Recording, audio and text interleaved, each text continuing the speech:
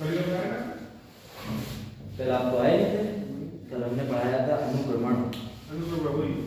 थोड़ा तो बता देंगे आज।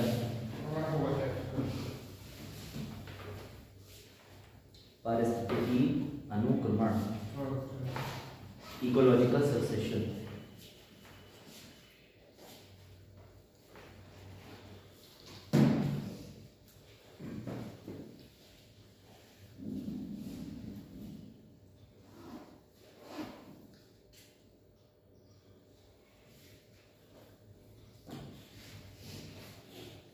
कल इस बारे में सोचो।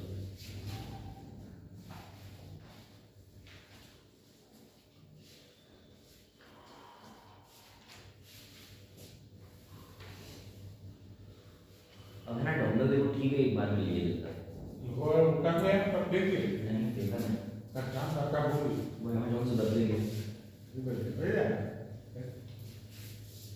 चलो शुरू करते हैं ना। बाकी जो लोग आ रहे हैं कीजिए तो रिवीजन हो जाएगा। कल वाली क्लास में आप थी? कोई बात नहीं। अब अभी आपने बात 2 मिनट बता दी आप नहीं थे किसके? हम बोला दिख रहा है कि लगी हाँ तब तक आप रिवीजन कराते ना। ध्यान से समझना पे जाना। आज क्या चीज में पढ़ रहा हूँ। हम लोगों ने अभी तक अरे ये साफ नहीं होगा, इसको पहले साफ नहीं अरे कोई बात नहीं, इसी देर में घुमाएंगे और करेंगे इस पर हम ही करते रहेंगे।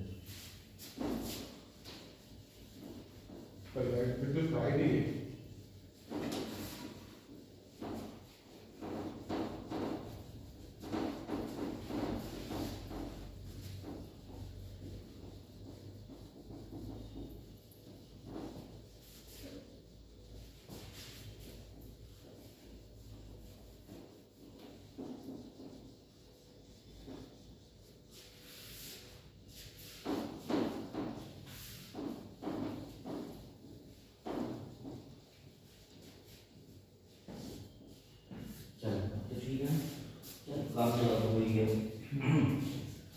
तो सबसे बड़ी बात यह है कि अभी तक पर्यावरण में खास ध्यान देना पड़ेगा। हम लोगों ने कई चीजें पढ़ ली थी। आपने स्टार्टिंग से जब पढ़ा होगा तुम लोगों ने तो आपने ये देखा होगा व्यष्टि था, समष्टि था, समुदाय था, है ना, ये सब तो पढ़ा ही था आपने। उसके बाद हमने जीवो पढ़ा था, उससे पहले पारिस्थितिकी तंत्र पढ़ा था और लास्ट में पढ़ा था जैव मंडल। ठीक है, उसके बाद हम लोग देखे थे पारिस्थितिकी तंत्र के कार्य पे आ गए। एनर्जी फ्लो के अंदर जो है वो हम लोगों ने पिरामिड बनाया। अगर आपको पिरामिड वाली क्लास याद है, पिरामिड के अंदर हम लोगों ने देखे थे जल के अंदर पिरामिड कैसा बनेगा और सतह पे पिरामिड कैसा बनेगा। बिल्कुल सही। तो आपने इस तरीके से विभिन्न पिरामिड देखे थे। अब उसके बाद सबसे इंपॉर्टेंट चीज ये है कि इसी में पारिस्थितिकी तंत्र के कार्य में 2 कार्य और बचते हैं, जिसमें से कल हम लोगों ने पढ़ा था पारिस्थितिकी अनुक्रमण, सबसे नीचे वाला। आज जो हम पढ़ेंगे वो होगा बायो जियोकेमिकल यानी जैव रसायन साइकिल की भी बात करेंगे, पोषक चक्र की बात करेंगे, लेकिन उससे पहले पारिस्थितिकी अनुक्रमण मैं आपको बता देता हूँ। ठीक है, अच्छा पारिस्थितिकी अनुक्रमण से पहले एक चीज बताओ, कभी आपने ऐसा देखा है कि कहीं पर आपका कोई प्लॉट खाली पड़ा हो तो थोड़े समय बाद आपने देखा वो हरा भरा हो जाता है, वहां पर घास आ जाती है, झाड़ी आती है, ऐसा कैसे हो जाता है? क्या होता है? प्रकृति का नियम, बिल्कुल ठीक कह रहे हैं। लेकिन वहां पर ये सब आता कैसे? कीड़े मकोड़े आते हैं, कीड़े मकोड़े आते हैं, इनका कुछ आइडिया? सर प्रत्येक चीज अपना योगदान देता है, उसी प्रकार से अनुकूलन घास भी कोई अनुकूलन करती है। आप बिल्कुल सही बात कह रहे हैं कि हर जीव जंतु अपना योगदान देता है, लेकिन मेरे कहने का मतलब ये है कि अगर पृथ्वी पर सब कुछ पत्थर का हो जाए, ये सबसे पहले मान के चलो कहीं पर कोई पत्थर है या चट्टान है तो आप देखते हो उसमें धीरे धीरे करके काई लगती है। तब तो होगा पर तो बहुत जो रासायनिक चक्र है, रासायनिक भौतिक प्रक्रिया होगी जो अपना होगा, ये छोटे-छोटे कणों में बारिश हो जाएगा, फिर से मिट्टी पैदा होगा, फिर जो सूक्ष्म कण होंगे वो अपनी पैदा करने में पैदा होगा, अगर समाप्त हो जाएंगे दूसरी आएगी, फिर तीसरी प्रजाति आएगी, चौथी प्रजाति आएगी, उसकी ऐसे अनुकूलन करता रहेगा। जब तक अनुकूलन होगा जब तक सही प्रजाति ना आती है उस प्रकृति को बैलेंस नहीं होता है। ठीक है, आप जो बात कह रहे हैं उसी को मैं एक्सप्लेन कर देता हूँ अच्छे से। अब इस स्टेज को समझना, जो बात बैसाख कहना चाह रहे हैं मैं बताता हूँ। सबसे पहले तो दोनों लोग की परिभाषा देख लो। इसे कहते हैं पारिस्थितिकी अनुक्रमण। पारिस्थितिकी अनुक्रमण का मतलब ये होता है कि जब लंबे समय तक चलते हुए रिप्लेसमेंट हो जाए, जैसे ये जगह खाली पड़ी इस खाली अवस्था को एकदम हरी भरी अवस्था से भर देना। प्रकृति अपना काम करती है कैसे? प्रकृति को पता है कि अगर पर्यावरण बैलेंस नहीं होगा, संतुलित नहीं होगा, तो फिर एक फूड चेन पर प्रभाव पड़ेगा, और अगर फूड चेन डिस्टर्ब हो जाएगी तो बाजार तुम समझते हो कि हर तरीके से पृथ्वी पर रहना संभव नहीं हो पाएगा किसी भी जीव जंतु का। तो याद रखना ये परिभाषा जो है, एक बार इसको देख लीजिए फिर आगे बढ़ते हैं। वो बाजार में स्लाइड शेयर कर दूंगा। तो लंबी अवधि में समय के साथ किसी पारिस्थितिक समुदाय में प्रजातीय संरचना का क्रमशः बदल जाना पारिस्थितिक अनुक्रमण कहलाता है। यानी लंबे समय तक अगर कोई जमीन एकदम से भी ये बिल्कुल मान लो पत्थर ही पत्थर बिछे, लेकिन थोड़े समय बाद यहाँ पर एक जंगल आ जाए, तो पहले का बिल्कुल वीरान अब हो गया जंगल। तो इस अनुक्रमण को, इस बदलाव को कहते हैं पारिस्थितिकी अनुक्रमण। यही बात मेरे साथ समझ में? ठीक है। अब ये देखो, इकोलॉजिकल सक्सेशन में ज्यादातर वानस्पतिक या वनस्पतिक परिवर्तन होता है। ठीक है, एक पथगामी पारिस्थितिकी समय में होने वाला वानस्पतिक परिवर्तन कहलाता है। अब आगे बढ़ते हैं। हाँ, ये मेंस के हिसाब से दिया हुआ है आपके लिए। जैसे आपको अगर मेंस का आंसर भी लिखने को आ जाए तो आप लिख सकते हैं। खैर अब आगे बढ़ते हैं। ये स्टेजेस याद रखना, ये 3 तरीके की स्टेज होती है। देखो कल मैंने बताया था कि यहाँ पर ये देखो सिर्फ चट्टान है, पत्थर है। चट्टान पत्थर धीरे धीरे धीरे करके हरा भरा होगा, होने के बाद झाड़ी लगी, कुछ और झाड़ियां लगी, उसके बाद पेड़ आ गए। तो इस पूरे क्रम को 3 अवस्थाओं में बांट दिया है।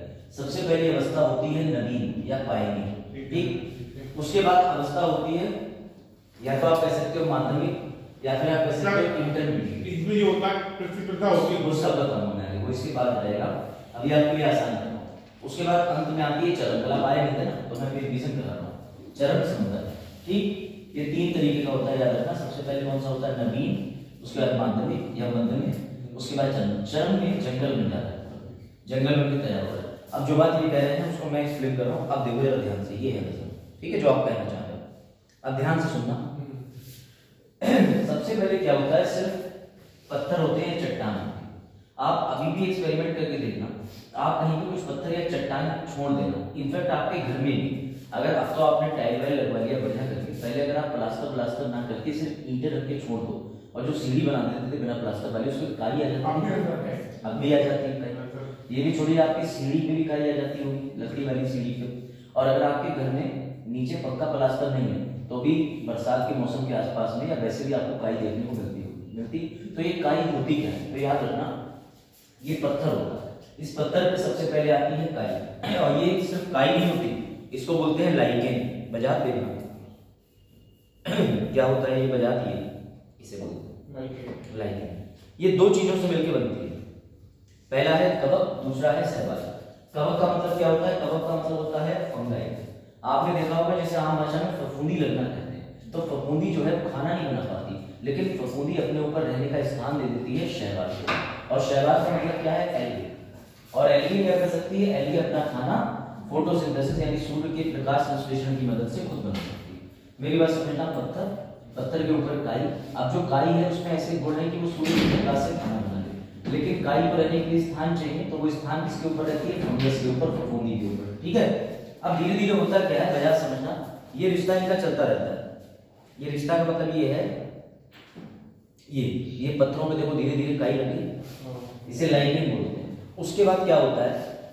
धीरे धीरे करके कोई ना कोई इस काई के आसपास में घास नहीं उगाती है। अब कई बार ऐसा होता है कि जब काई आ जाती है तो वहां की मिट्टी में थोड़ा परिवर्तन आ जाता है, और हवा में उड़ के भी कई बार छोटे छोटे बीज या कभी कभी चिड़िया के द्वारा लाए हुए छोटे छोटे बीज भी उस जगह पे गिर सकते हैं, है ना प्रैक्टिकलिटी। मान लो कोई चिड़िया कुछ खा के जा रही है, या हवा के जरिए आ जाए, या वैसे भी और भी तरीके ऐसे भी आ जाए, तो प्राकृतिक तरीके से अगर वो बीज वहां पर आ जाएगा, तो जो घास पास गिरी हुई थी वहां पर आने के बाद में प्रयास होगा कि उस बीज से पौधा निकल आए, और धीरे धीरे करके बजाय जब पौधा निकलना शुरू होगा, निकलता रहेगा, तो एक और समस्या है कि उस पौधे में भी, उस बीज में भी जो प्रजातियों के बीच में फाइट होती है। मान लो एक घास भी निकल गई और एक जो चिड़िया गिरा गई है वहां पर एक पौधा भी निकल रहा है, तो दोनों में फाइट होगी। घास सोचेगी मैं निकल रहा हूँ, पौधा सोचेगा मैं बड़ा हो जाऊँ, तो दोनों के बीच में जब प्रतिस्पर्धा, कॉम्पिटिशन होगा, अंत में जो बचेगा वही क्लाइमैक्स स्टेज पे पहुंचेगा और वही जंगल तैयार करेगा। इसको पढ़ाने का मतलब आप समझिए। कभी आप ये सोचिए कि आपके पीलीभीत के आसपास इतने जंगल है, तो जंगल किसने लगाया? कभी सोचा है? सर सरकार ने लगाया? नहीं। इंसान ने लगाया? नहीं। अगर ऐसा कुछ होता तो आज हम किसी महान व्यक्ति की जो है पुण्यतिथि मना रहे होते ना कि भैया जंगल बाबा दिवस, इन्होंने पृथ्वी पर जंगल लगाए। पृथ्वी पर जितने भी जंगल लगे हैं वो इसी प्रक्रिया से लगे। ये बात आई बेटा समझ में कि नहीं? तो जंगल लगे हैं इसी प्रक्रिया से। आपके आसपास कोई खाली ग्राउंड है, बगीचा है, कोई प्लॉट पड़ा हुआ है, वो इसी प्रक्रिया की तरह भर जाता है। इसे कहते हैं पारिस्थितिकी अनुक्रमण। अच्छा, ये दो तरीके का होता है। कैसे? फरीक दिमाग लगाना। मान के चलो ये जो पूरा ग्राउंड पड़ा हुआ है इसके बगल में एक मॉल है। अब आतंकवादी आते, आतंकवादियों ने भाई बॉम्ब फोड़ा, मॉल के ऊपर वजह गिरा दिया, मॉल तो क्षतिग्रस्त हुआ ही, लेकिन बगल में जो प्लाट था ये भी धराशायी हो गया। धड़ाम। अभी तक हरे भरे पेड़ लगे थे, अब वहां पे कुछ नहीं रह गया। तो ये बताओ, तो ये बताओ प्रकृति खुद को दोबारा भरेगी? प्रकृति दोबारा खुद को भरेगी, ध्यान से सुनना, तो किस अवस्था से भरेगी? शुरुआत से भरेगी या सर ब्लास्ट होने के बाद जहां से होगा? मान लो बम यहाँ गिर गया, तो कहां से प्रकृति खुद को भरना पड़ेगी? अब सर पत्थर, काई और ये सब तो तैयार होके आगे तक आएगी। ये जो लास्ट अवस्था है, हाँ, लास्ट अवस्था या जिस अवस्था पे बॉम्ब गिरा उस अवस्था से पहले, इसे कहते हैं द्वितीय क्रमिका। प्राथमिक क्रमिका कौन सी होती है? जो यहाँ से चलती है शुरुआत, जो नहीं जगह बनती है। हाँ, तो ये पत्थर से, और द्वितीय वहां से चलती है जिस अवस्था से तुमने नुकसान नहीं होता। हाँ, कृषि, बिल्कुल। जैसे आपने क्या करा, कृषि के अंदर आपने फसल काटी, तो फसल काटने के बाद क्या आप नए सिरे से ग्राउंड को लेकर के सब कुछ लाओगे, नई मिट्टी बनाओगे, ऐसा कुछ करते हो क्या? नहीं, आपने दूसरी फसल को। इसका एग्जांपल है, आपने पेड़ काट दिए मानो, तो पेड़ काटने के बाद में मिट्टी सब कुछ तैयार है, बस पौधा लाए और लगा दिया, दोबारा पेड़ निकल आए।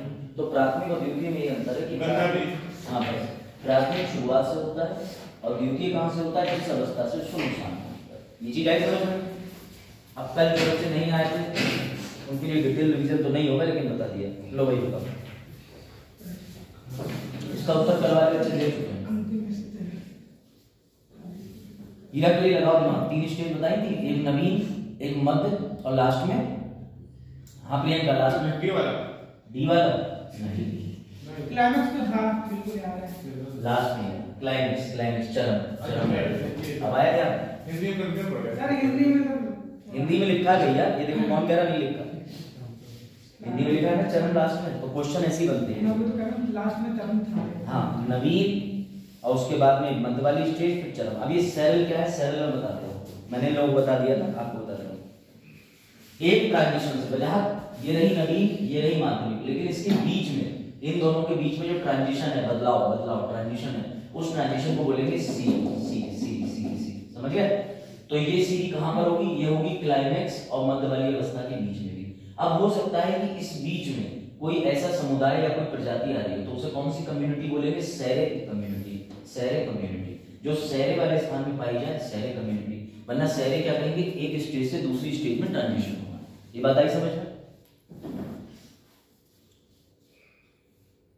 लो बताओ। अब देखना मजा आएगा। इसका उत्तर 2000 तो जाना।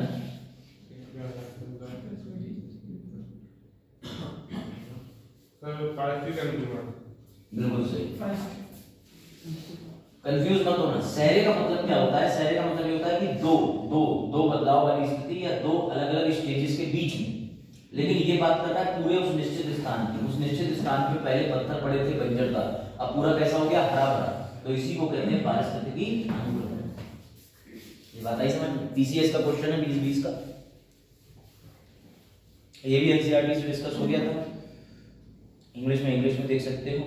ये था वैसे लाइकेन बता दिया था, और बाकी लोग ये देख लेना। जो मैंने भी पढ़ा है वो इकोलॉजिकल सक्सेशन होता है, लेकिन जल के अंदर, रेत के अंदर, और उसके बाद में बंजर जगह पर या फिर रेत में ये रहा लवण था, सॉइल वाली जगह पर, सैलाइन वाली जगह पे लवण था, वो सैलाइन बोलते हैं। उसके बाद सूक्ष्म जीव के अंदर, इन सभी जगहों पे पारिस्थितिकी अनुक्रमण होता है। उसे विभिन्न नामों से जाना जाता है, वो नाम ये रहे, समझ गए? लेकिन प्रक्रिया भिन्न भिन्न भी होती है। भाई जमीन वाला तो आपने देख लिया है ना सर? उल्टा ही है। इस बात से मैं सहमत हूँ। ये एक्वेटिक सक्सेशन में तो सर पानी ही खत्म हो जा रहा है जैसे। नहीं नहीं बोल क्या रहा हूँ हाँ सर, मैं कह रहा हूँ एक्वेटिक में सर होता है वो हाइड्रो। हाँ तो हाइड्रो सर उसमें सर सैलिनिटी भी तो होती है। सैलिनिटी भी हो सकती है, लेकिन ना नहीं, जैसे आप जो बात कहना चाह रहे हो कि सक्सेशन इन सैलाइन सॉइल और वाटर हेलो सेल, तो आप कह सकते हो कि दोनों कह सकते हैं, लेकिन अगर कहीं पे बहुत ज्यादा लवणता है, जैसे फ्रेश वाटर लेक भी होते हैं और सैलाइन वाटर लेक भी होते हैं, तो इसलिए इन्होंने विभाजन कर दिया। अगर मतलब मीडियम मात्रा में तो मीडियम मात्रा में तो फिर तो नहीं आप लगाओगे इसको। अगर बहुत ज्यादा लवणता वाली जगहों पे सक्सेशन अलग है। क्यों? डेड सी में हो जाता है। हाँ डेड सी में तो व्यक्ति तैर भी लेता है, बिना डूबता ही नहीं है कभी। अखबार पढ़ सकता है। अखबार पढ़ सकता है, क्योंकि डेड सी में जो है लवणता इतनी ज्यादा है नमक की वजह से, सॉल्ट की वजह से, कि उसमें डेंसिटी का खेल होता है। आप पानी में क्यों डूब जाते हो तो उसके पीछे आपको पता होना चाहिए कि डेंसिटी, और दूसरी बात एक फोर्स भी होती है, बाइट फोर्स, जो पानी की तरफ से धकेलती है। लेकिन उतनी ही डेंसिटी की चीज जितनी आ रही है उतनी ही बाहर आ जाए तो वो तैर जाएगी। लेकिन अगर मान लीजिए थोड़ा बहुत भी 19-20 हो जाए या डेंसिटी उसकी कम हो जाए, तुम्हारी ज्यादा हो जाए, तो वो से चले जाओगे। समझ गए? तो इसमें खेल है, ये सब पढ़ना बेसिक साइंस है, कल से 6-7-8 का है, कोई रॉकेट साइंस नहीं। लेकिन फिलहाल ये है कि इनके कुछ नाम थे बजा बताए थे सर। कैरिबियन सागर में वो भी तो था सबसे बड़ा शिप। कहाँ में? किसने? कैरिबियन सागर। कैरेबियन सागर में। हाँ पहले की बात है। वैसे तो लोगों को मिथ है कि आज भी टाइटैनिक से बड़ा जहाज कोई नहीं, लेकिन ऐसा नहीं, बहुत बहुत बड़ी टाइटैनिक से है। और टाइटैनिक में कई लोग अभी इसने बनाया है, कल मैं न्यूज़ देख रहा था उसमें आ रहा था। कंट्री ने, किस कंट्री ने बनाया? ऐसी न्यूज़ हो तो शेयर कर दिया करो टेलीग्राम पे, ये तो काम की होती है। सर किसी ने बनाया था, उसमें 7,000 बैठ सकते, 8,000 बैठ सकते हैं टोटल, वो सदस्य मिला के और पैसेंजर मिला के। हाँ तो क्रूज शिप होगा। हाँ क्रूज शिप। समझ गया, तो होगा मेरे पास में। तो आई थिंक आज थोड़ा जर्मनी का, लेकिन चलो एक बार चेक करो बनाइए। फिलहाल आ जाओ, ये वाली चीज याद रखना, याद है ना सभी को? फिनलैंड में बनाया है। किसने? फिनलैंड में। वाह फिनलैंड, छोटा देश काम पर फिनलैंड पर। ये अवस्था याद रखना, सबसे पहले पत्थर किस अवस्था में थे? Sir nutation, नग्नीकरण। धीरे धीरे उसमें प्रवास हुआ, यानी आना शुरू हुआ किसका? एल्गे, एल्गे का। एल्गे और फंगी, लाइकिन जो आपने देखे, कवक और शैवाल, वो दोनों आए। उसके बाद उसमें आने के बाद में क्या चला? कंपटीशन। क्यों? क्योंकि चिड़िया का बीज भी गिर गया, तो प्रतिस्पर्धा हुई कि पौधा उगेगा कि घास होगी। आज भी अपने खेत में देख लिया करो, अगर तुम कोई फसल उगा रहे हो तो खरपतवार भी उगने का पूरा प्रयास करते हैं, वरना तुम क्यों लगाओगे कि किसी भी तरीके का पेस्टिसाइड और वीडिसाइड लगाते हो?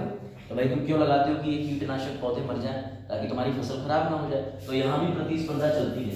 उसके बाद इसका एक रिएक्शन मिलता है, दोनों में से कौन आगे, और रिएक्शन के बाद जो निकल गया वही बना देता है जंगल, स्टेबलाइजेशन, क्लाइमेक्स। समझ गए? तो ये वाली पूरी चेन नीचे से चलती है, लेकिन मैंने बताया था कि हर चीज को याद कराने के पीछे कारण है, वो है ये क्वेश्चन आ चुका है, प्रियंका, फरीन और हीरा कली। ये क्वेश्चन को ध्यान रखना, इसका उत्तर है पहला वाला, है ना? आ जाओ, इसको याद रखने का प्रयास जरूर करना। ये अवस्था ऐसी है, मेंस में भी पूछ सकता है, आईएएस के क्वेश्चन में भी क्रम अनुसार पूछ सकता है ना? अब चलो मेन चीज पे आते हैं जो हम पढ़ रहे थे, बाकी सारी चीजें हो गई। कल हम लोग पढ़ रहे थे बायोटिक। हाँ डाल दूंगा, पहले 191 वाली रिवाइज कर लेना अच्छे से। 191 पन्नों की पीडीएफ है ना, आ जाए। लेकिन उस वो पीडीएफ वन टाइम सॉल्यूशन है, उसमें आपको सारे क्वेश्चन मिल जाएंगे, कंटेंट मिल रहा है, डायग्राम मिल रहा है, और 191 पन्ने कौन से आपको प्रिंट करना है। पीडीएफ देखो, एक एक पीडीएफ में इतना स्पेस है, उसमें बहुत ज्यादा कचरा भरते नहीं है कि एक ही जगह कंप्रेस कर दो। नोट भी नहीं है, मैं तो ये कह रहा हूँ कि अगर आप उस पीडीएफ को थोड़ा बहुत ठीक से पढ़ लो तो उससे आप ब्रीफ नोट भी मत बनाओ। आप कोई भी मार्केट में एक ऐसी, मैं बता दूंगा हिंदी और अंग्रेजी में, एनवायरमेंट इकोलॉजी किताब ले लो, उस किताब का टॉपिक लो, पीडीएफ खोल के बैठ जाओ, जो समझ में ना आया उसमें पीडीएफ की हेल्प ले, और जो समझते जा रहे हो बुक में, वो बुक से पेंसिल से काटते जाओ। मैं यही करता हूँ। जैसे मुझे पता चल गया वाटर को H2O कहते हैं, अब मैं हर बार क्यों पढ़ूंगा H2O, मैं जहाँ दिखेगा काट दूंगा उस अपनी बुक में। यही मैं घटना चक्र में भी करता हूँ। अब घटना चक्र में हिस्ट्री का पहला क्वेश्चन है कि रॉबर्ट ब्रूस कौन थे, तो 50 बार बता चुके हैं कि भैया आर्कियोलॉजिस्ट भी थे, हिस्टोरिकल भी थे, जियोलॉजिस्ट भी थे, तो मैं वो क्वेश्चन काट, है ना? क्यों पढ़ो? चलो अब आ जाओ। अब देखो हम लोग क्या चीज पढ़ रहे हैं, इसे समझिए। आज हम पढ़ रहे हैं बायोटिक, यानी कि जैविक अंतःक्रिया। जैविक का मतलब ये होता है कि मैंने जब आपको घटक बताए थे किसके, पारिस्थितिकी तंत्र के, तो मैंने बताया था कि जैविक घटक होते हैं, अजैविक होते हैं। अजैविक घटक के अंदर सब बता दिए थे, जैविक घटक के अंदर 3 बताए थे। सबसे पहले उत्पादक, प्रोड्यूसर, कंज्यूमर, उपभोक्ता, डिकम्पोजर, अपघटनकर्ता।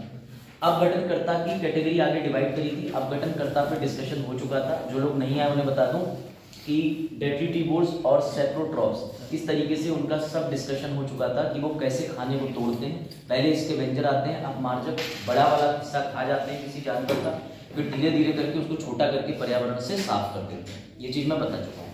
अब डिकम्पोजर के बाद में आज हम पढ़ेंगे कि दो जैविक चीज़ों के बीच में अंतःक्रिया कैसी होती है, किसको लाभ होता है, किसको नुकसान होता है। कल हमने कुछ पढ़ भी लिए थे इसमें, वही से आ जाते हैं।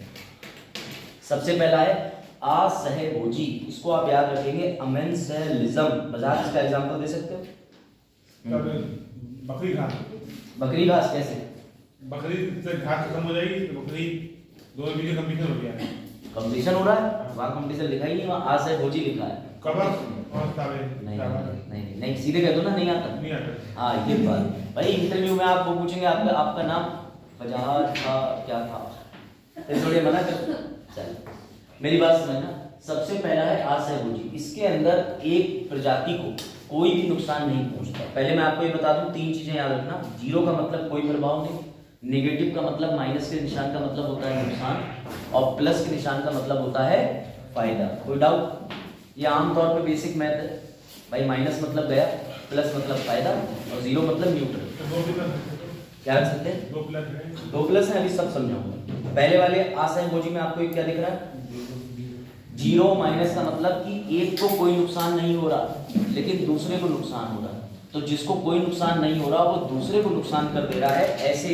ऐसे जीवित जीवों का अंतःक्रिया का सिद्धांत समझना है। उसी में से तुम्हें ये समझना चाहिए। ये है अखरोट का पेड़। अखरोट के पेड़ की खासियत ये होती है कि ऐसे केमिकल छोड़ता है कि इसके बगल में कोई भी वृक्ष जीवित नहीं रह पाता। ये इसका बाय डिफॉल्ट फंक्शन है। मतलब मैं खुद को तो कोई नुकसान नहीं पहुंचा रहा, मेरे अंदर केमिकल बनते हैं, मैं केमिकल छोड़ूंगा बाय डिफॉल्ट, लेकिन पड़ोस का पेड़ किस में चला जाएगा? माइनस में। तो इसको जीरो और दूसरे को माइनस। ये भी देख लो, ये भी ऐसा ही एक है भारत में। हाँ लिखा भी उसमें नीलगिरी वृक्ष, आमतौर पर यूकेलिप्टस बोला जाता है। सेम काम ये भी करता है। अगर आपने ये अपने खेत में लगा दिए तो ये वाटर लेवल को कम कर देगा। क्यों? क्योंकि इसे जितना पानी दे दो उतना कम है। अब उस पानी से इसका तो फायदा ही फायदा है, लेकिन जहाँ पे और भी अन्य चीज है, जीव है, उनको पानी चाहिए, तो ये वहां पानी का लेवल नीचे गिरा देगा। तो ये क्या कर रहा है? खुद को तो भैया जीरो और दूसरे को नेगेटिव। क्यों? क्योंकि इसे कितना भी पानी दे दो। सभी फ्लड प्रोन एरिया में काम हाँ फ्लड प्रोन एरियाज में काम आ सकते हैं। ऐसी एक और भी, जैसे आप फ्लड प्रोन कह रहे हैं, जब हम आगे पढ़ेंगे तो मैंग्रोव ट्री भी पढ़ेंगे, वो अर्थक्वेक वाले बता सकते हैं। तो ये पेड़ों की संरचना है मेरे ख्याल से। हाँ मेरे ख्याल से फूड चेन खत्म करने के बाद मैं तुम्हें टाइप्स ऑफ फॉरेस्ट पढ़ाऊंगा। ज्योग्राफी का टॉपिक है लेकिन मैं पढ़ा दूंगा, क्योंकि बिना फॉरेस्ट को समझे फॉरेस्ट के आसपास पाए जाने वाले नेशनल पार्क या प्रजाति नहीं है, वो भी समझना जरूरी है। खैर आगे बढ़े। तो एक का फायदा, एक का नुकसान। अगला है परभक्षण। ये मैं बता चुका था इसलिए थोड़ा तेज चल रहा हूँ। हम लोग रुके थे एल्बेंडाजोल और कौवे और कुकू, वहीं तक पहुंचे। ठीक है, तो परभक्षण। परभक्षण का मतलब समझो बाजार, दावत। एक स्पीशी प्लस, हमेशा मुझे खाना मिला, फायदे में रहा, और दूसरी स्पीशीज मर गई, माइनस। आ जाओ। एक स्पीशीज और क्या है? एक स्पीशीज प्लस, दूसरी माइनस।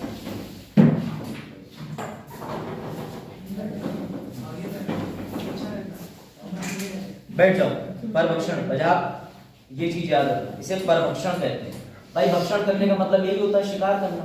तो भक्षण का मतलब क्या हो गया? शेर जो है वो भैंस को गिरा करके खा गया। शेर को क्या मिला? प्लस, न्यूट्रिएंट, प्रोटीन, कार्बोहाइड्रेट, बढ़िया वाला दावत। और भैंस को क्या मिला? सर नेगेटिव, भैंस तो बची नहीं, जो कुछ मिलेगा सब बात।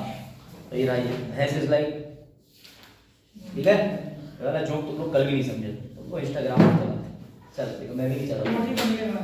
हाँ सही बात। तो मेरे कहने का मतलब ये, इसे कहते हैं जैविक अंतःक्रिया। लेकिन कौन सी अंतःक्रिया? प्लस माइनस वाली। कैसे? सर शेर को मिली दावत और भैंस को मिली कुछ भी नहीं मिला, तो भैंस माइनस। सर इस वाले अंतःक्रिया में दूसरा वाला जीव मर ही जाता है। हाँ मर गया। पर भक्षण में, भक्षण मतलब मैं खा ही लूंगा, तो बस खत्म ही कर दूंगा। जैसे तुमने क्या करा, इंसान ने मुर्गा खा लिया, तो मुर्गा चला गया नेगेटिव में, तुम आ गए प्लस में, तुमने भी परभक्षण कर दिया। मच्छर धोखे से बोलते बोलते मुंह में घुस गया, तो परभक्षण हो गया, मच्छर तो मर ही गया। सर परजीविता में थोड़ा नुकसान हो जाता है। हाँ आ गया है परजीविता पे। ठीक है, ये समझ गए? अब ध्यान देना। अब आ जाओ अगला, परजीविता। इसमें भी प्लस माइनस है। ये मच्छर फायदे में, मच्छर भी जीवित है और ये उंगली भी जीवित है, जीवित इंसान की लग रही है, अभी डेड बॉडी नहीं हुई। ठीक, तो भैया आप ये बताओ, परभक्षण के अंदर जब शेर ने उसको जा करके पकड़ा तो उसे तो खत्म ही कर दिया, लेकिन यहाँ पे मच्छर तुम्हें मार दे रहा है, सन नहीं मलेरिया दे रहा है, कुछ दिन का टाइम दे रहा है, उससे पहले बच भी सकते हैं। तो कहने का मतलब जब ऐसी स्थिति बन जाए जिसमें मच्छर प्लस में हो तुम माइनस में हो लेकिन मरोगे नहीं, तो उसे भी क्या कहते हैं बताओ भाई? परजीविता। क्या कहते हैं?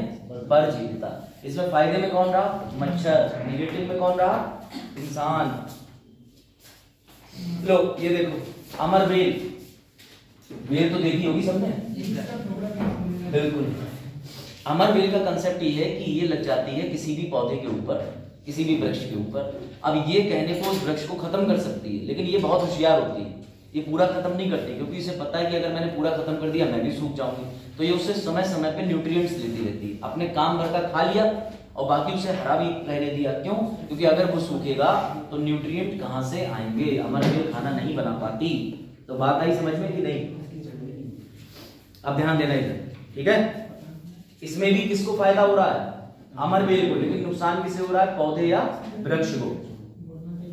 मच्छर तो अमरबेल की जड़ नहीं होती ना। अमरबेल कई बार ऐसा भी होता है लोग लगा लेते हैं खुशी में दिखाने के लिए शो, फिर बाद में पता चलता है हटवा रहा है। चलो अब इसी के अंदर ये तीन और देख लें। ये अमरबेल वाले का मतलब यानी कि पैरासिटिज्म के अंदर, ठीक है ना, ये तीन कैटेगरी और आती है। इसे बोलते हैं एक्टोपैरासाइट, बहुत आसान है, ecto endo brood. Ectoparasite, endoparasite, brood parasite. इसकी हिंदी भी गूगल पे मुझे ब्रूड की ब्रूडी मिल रही थी तो मैंने ज्यादा खोपड़ी नहीं लगाई, बहुत सी किताबों में ये मेंशन नहीं, लेकिन यूपीएससी इसमें चला जाता है, समझ गए। यूपीएससी चाहता है कि मैं कुछ और नए रोचक तथ्य दूं, तो मैं इसे तुम्हें आसानी से समझा दे रहा हूं। एक्टो का मतलब ये होता है तुम्हारे बॉडी में मच्छर आया, तुम्हारे बॉडी पे कोई कीड़ा आया, या तुमने देखा लकड़ी के ऊपर जो है वो दीमक लग गई, ये तुम्हें दिख रहा है बाहर से साफ साफ कि भैया ये दीमक लग के खा रही है, दिख रहा है। जो चीज दिख जाए सामने आंखों से उसको बोलेंगे एक्टो, लेकिन जो चीज नहीं दिखे वो एंडो। सर कैसे? बच्चों के पेट में कीड़े हो जाते हैं तो उन्हें एक दवाई आती है, दी जाती है एल्बेंडाजोल, जिसे खाने के बाद उनके पेट से लंबे लंबे टेप बॉम्ब बाहर आते हैं, देखे होंगे आपने, जैसे केचुआ होता है। अब ज्यादा डिटेल में नहीं जाएंगे। तो इस तरीके की जो जीव जंतु बाहर आते हैं, ये प्रक्रिया कहाँ होती है? पेट के अंदर। इसमें जो ये भैया वॉर्म होते हैं, ये देखो, ये होस्ट बॉडी, होस्ट कौन हुआ? तुम्हारा शरीर। और इसमें जो स्पीशीज को कहाँ रहती है? अंदर, जैसे टेप बॉम्ब, ये कहाँ रहती है? तुम्हारे इनसाइड अंदर रहती है। और ऐसे कई जीव होते हैं, जैसे मान के चलो आपकी बॉडी के अंदर बैक्टीरिया बहुत सारे होते हैं, अगर कोई वायरस पहुंच जाए आपके शरीर के अंदर तो सेम बात हो जाएगी एंडो। क्यों? क्योंकि वायरस जाएगा और होस्ट को नुकसान पहुंचाएगा, नुकसान पहुंचाने के साथ साथ आपको कोल्ड हो जाएगा, बीमार हो जाओगे। भाई वायरस ही कारण तो होते हो कि नहीं होते? समझे बात को? तो इस तरीके के हाँ, इसमें दोनों आ जाएंगे। अगर आप कहना चाहो तो दोनों आ सकते हैं। इनफैक्ट इतना ही नहीं, टेप बॉम्ब के अलावा एक ऐसा बॉम्ब और भी होता है कि अगर कोई मतलब ऐसा ऑब्जेक्ट खा ले, जैसे आपने हैजा सुना है, हैजा हैजा की बीमारी है, कॉलरा, बहुत गलत चीज से होती है। अगर किसी ने ऐसा कहीं पे पानी डाल दिया, इसमें सीवेज पहुंच गया, सीवेज भी नहीं, ह्यूमन सीवेज, समझ रहे हो ना मैं क्या कहना चाहूँ?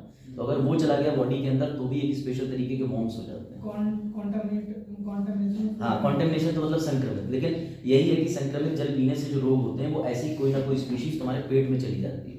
वायरस, बैक्टीरिया, बैक्टीरिया तो फायदेमंद ही होते हैं, लेकिन वायरस खतरनाक होते हैं। पोलियो भी तो ऐसे फैलता है। पोलियो भी ऐसे फैलता है। अब भारत में फिलहाल, भारत तो पोलियो, लेकिन पोलियो सभी कैटेगरी नहीं, निश्चित एक कैटेगरी मुक्त हुआ है भारत, सारी कैटेगरी मुक्त नहीं हुआ, धोखे मत रहना।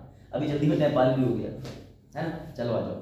तो याद रखना, बाहर शरीर से दिख रहा है। सर कैसे? मैं अपना डॉगी टहला के लेके आया, मैंने उसके किल्ली छुटाई, सर भैंस के ऊपर छोटी छोटी किल्ली चिपक गई, तो ये कौन सा आएगा? तो ये हमें दिख रहा है एक्टो। एक्टो बिल्कुल प्रैक्टिकल समझो। तुम्हारे अगर बालों में लीक लीक लीक लीक तुमने निकाली, आ जाओ, गुड मॉर्निंग, जल्दी आ जाओ, तुमको समझ में नहीं आ रहा। तो जो बाहर दिख रही है, अब लीक, समझे? सनी ने अपने दोस्त से कही, ओए तेरे सिर में लीक दिख रही है, उठाई और ऐसे पिचकारी। पहले तुम्हारी मम्मी खाली समय में तुम्हारे लीक मार रही है, लेकिन अब वो प्रजाति डिक्लाइन कर रही है, अब बाल इतने फर्टाइल नहीं हो रहे कि लीक रहे आपके। अब हर इंसान तो शैम्पू और कंडीशनर और पता नहीं क्या क्या लगा रहा है। मेरे समय में लीक तो मुझे लगता है विलुप्त घोषित कर देनी चाहिए, अब नहीं होती होगी किसी की, या होती है? अब तो नहीं होती। अब सब बालों का एक्स्ट्रा केयर करते हैं और शैम्पू में इतने हानिकारक केमिकल हैं कि वो तुम्हारे बाल उड़ा दे रही है, तो लीक कहाँ से निकल रही है ना। ₹1 का क्लिनिक प्लस बनाए एक्स्ट्रा सॉफ्ट, है ना? बजा, अरे कोई बात नहीं, तुम तो एक्स्ट्रा सॉफ्ट कर ही नहीं पाओगे। चलो देखो, एंडोपैरासाइट शरीर के अंदर, होस्ट मतलब तुम्हारा शरीर, तुम्हारे शरीर के अंदर जाकर के कोई प्रजाति रह रही है। ये खासकर ऐसे देखो तुम, ऐसे ये रहा, ये लो, ये बच्चों वाली दवाई। मानव भी इसको, मतलब बड़ी उम्र के बच्चे भी इसको सेवन कर सकते हैं। अगर तुम्हें लगता है कि तुम्हें मीठी चीज खाने के ज्यादा मन करता रहता है हर समय, तुम्हारे पेट में बिना बात के गुदगुदी होती है, तो भैया ये ऐसी दवाइयां पी लिया करो। इससे तुम्हारे पेट में अगर कोई कीड़ा होगा तो निकल जाएगा। लो आ गए डॉक्टर साहब, देखो कौन सी है मेडिकल। बताओ आलोक, इसका क्या प्रयोग होता है? रातों में किटकिटी पड़ना। बताओ भाई, आलोक किस नाम में आती है? नहीं, मेरे नहीं, काश मेरे हो जा तो मेरी आयु कम हो।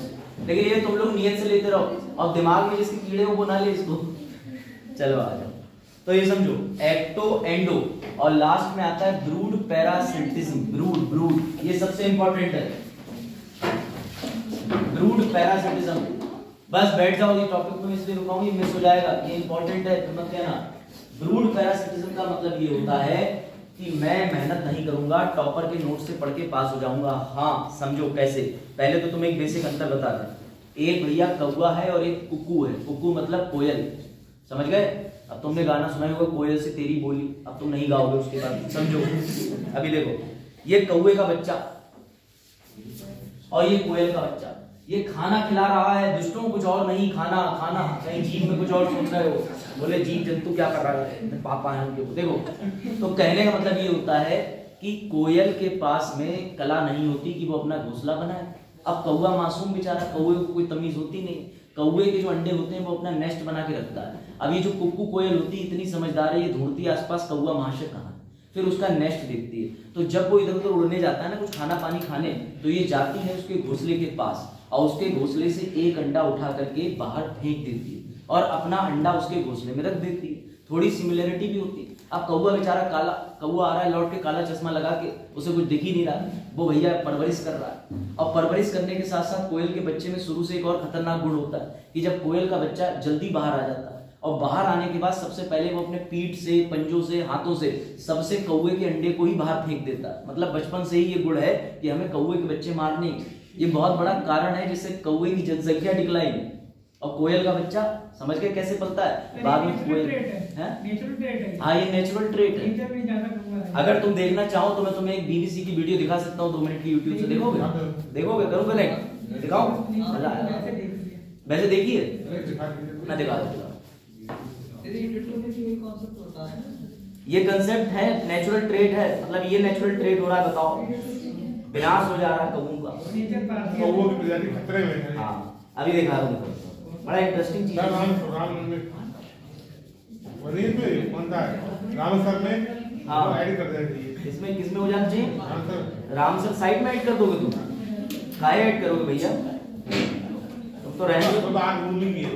बाजार तुम जिस फ्लो से पढ़ रहे हो मुझे ये समझ नहीं आ रहा, तुम जीएस के पेपर में एमएस ना लिखो। मतलब कहने का ये कि आपके कौन सी साइड में यूएन की जो है संगठन, वो पेन देना, उसमें मैं नेट चला रहा हूँ, तो मैं नेट कनेक्ट करके मैं उसमें दिखा रहा हूँ। अरे बिल्कुल आ जाओ।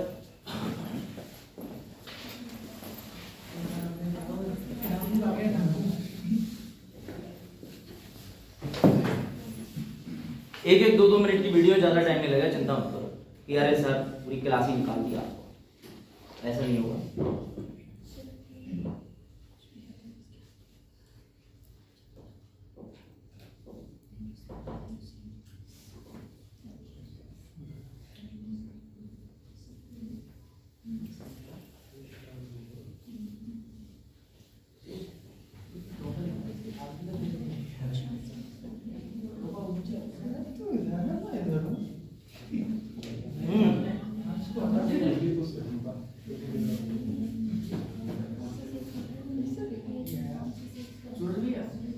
बताइए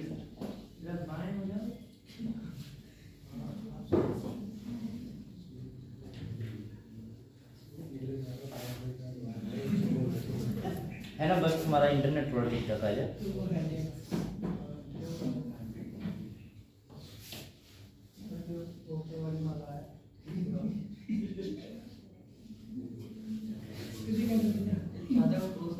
के ये हालात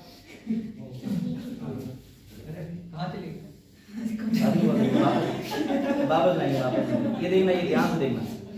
रुक जाओ थोड़ी क्वालिटी बढ़ाते भाई, एचडी क्वालिटी में दिखाया जाए बच्चों को, ठीक है। अब देखना ये, अरे लोग मेट्रो मैं वही सोचूं कि डिस्प्ले नहीं हो, मतलब कुकू का इतना खतरनाक ट्रेट है कि उसने बाहर ही कर दिया सबको। चलिए ये आई तुम्हारी भैया प्यारी मासूम सी बट कुकू। अब देखना ये करेगी क्या, ठीक है।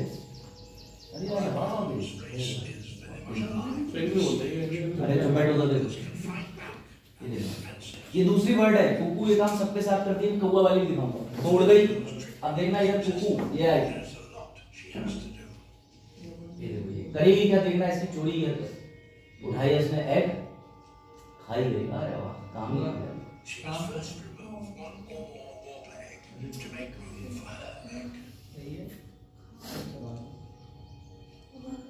खाई लिया तो ये अभी देखो,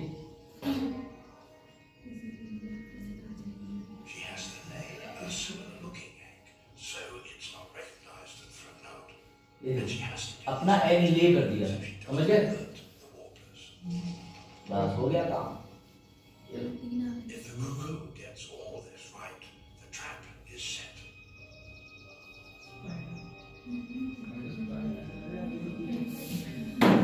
अब मैं तो दूसरा वाला ट्रिक दिखाता हूँ। अच्छा अभी बची है ना थोड़ी,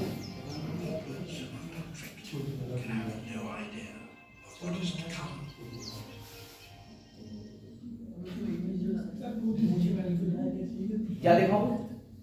हाँ ये देखिए, ये वाले देखिए। अब देखो घबराना मत, लेकिन देखना है ना, ऐसे चित्र आपको विचलित कर सकते हैं। ये बेबलर है, करी चिड़िया और होती है, मतलब ये कुकू को मैं तो हटा ही देता, लेकिन बेबलर देखा। ये कुकू का बच्चा पहले बाहर आ गया कोयल का। अब देखना ये आने के बाद बाबू करेंगे क्या।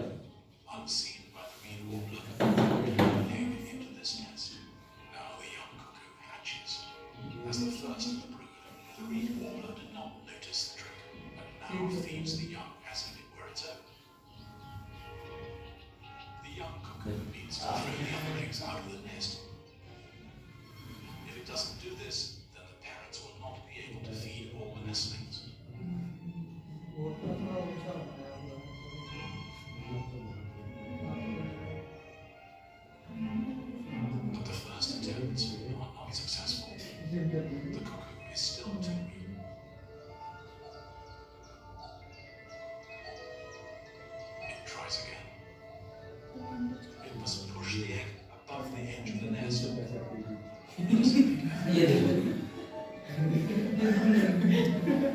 पूरी जान लगा दी। ये देखो ये दूसरी प्रजाति साफ करके ही मानेंगे।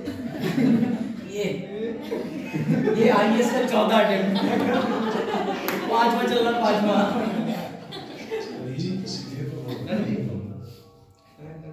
देखो देखो देखो होने वाला है, फूटे वाला है, ये आखिरी है, एक ना पीसीएस पे आ गया। और कुकू भी देख रही है, चिपकी मदद नहीं करेगी, कह रही यहाँ सीखने तो। अरे 3 एग्जाम उठा लिए थे एक साथ, क्या बात जल्दी है। लो ये गया स्वाहा। देखा, तो ये इसका डिफॉल्ट ट्रेट है। लो ये तीनों, ओहो अरे बढ़िया। अब बैंक भी निकाल दिया, रेलवे भी निकल गया। अरे एसएससी मैं बचाऊं, तीसरी रह गया। अब वो बस की बात नहीं निकाल, ये बात तो सही है। चलो तो कहने का मतलब ये, तुमने इसकी ट्रेड देखी कि पैदा होने के बाद उसे भी कोई गाइडेंस मिला, लेकिन कुकू का बच्चा इतना होशियार है कि वो क्रो या बाकी चिड़िया जिसमें घोंसला है उसके साथ, ये उसका ट्रेट ही है, नेचुरल फिनोमेना। तो समझिए इसे कहते हैं ब्रूड, ब्रूड BROOD, तो डबल ओ आ रहा है भैया, डबल अंडे, समझ गए, इसे कहते हैं ब्रूड पैरासिटिज्म। हाँ अरे और बिल्कुल दिखा देना है, लेक्चर इसी में निकाल दो। चलो आगे, उसे कंसेप्ट समझाने के लिए था और जरूरी भी था।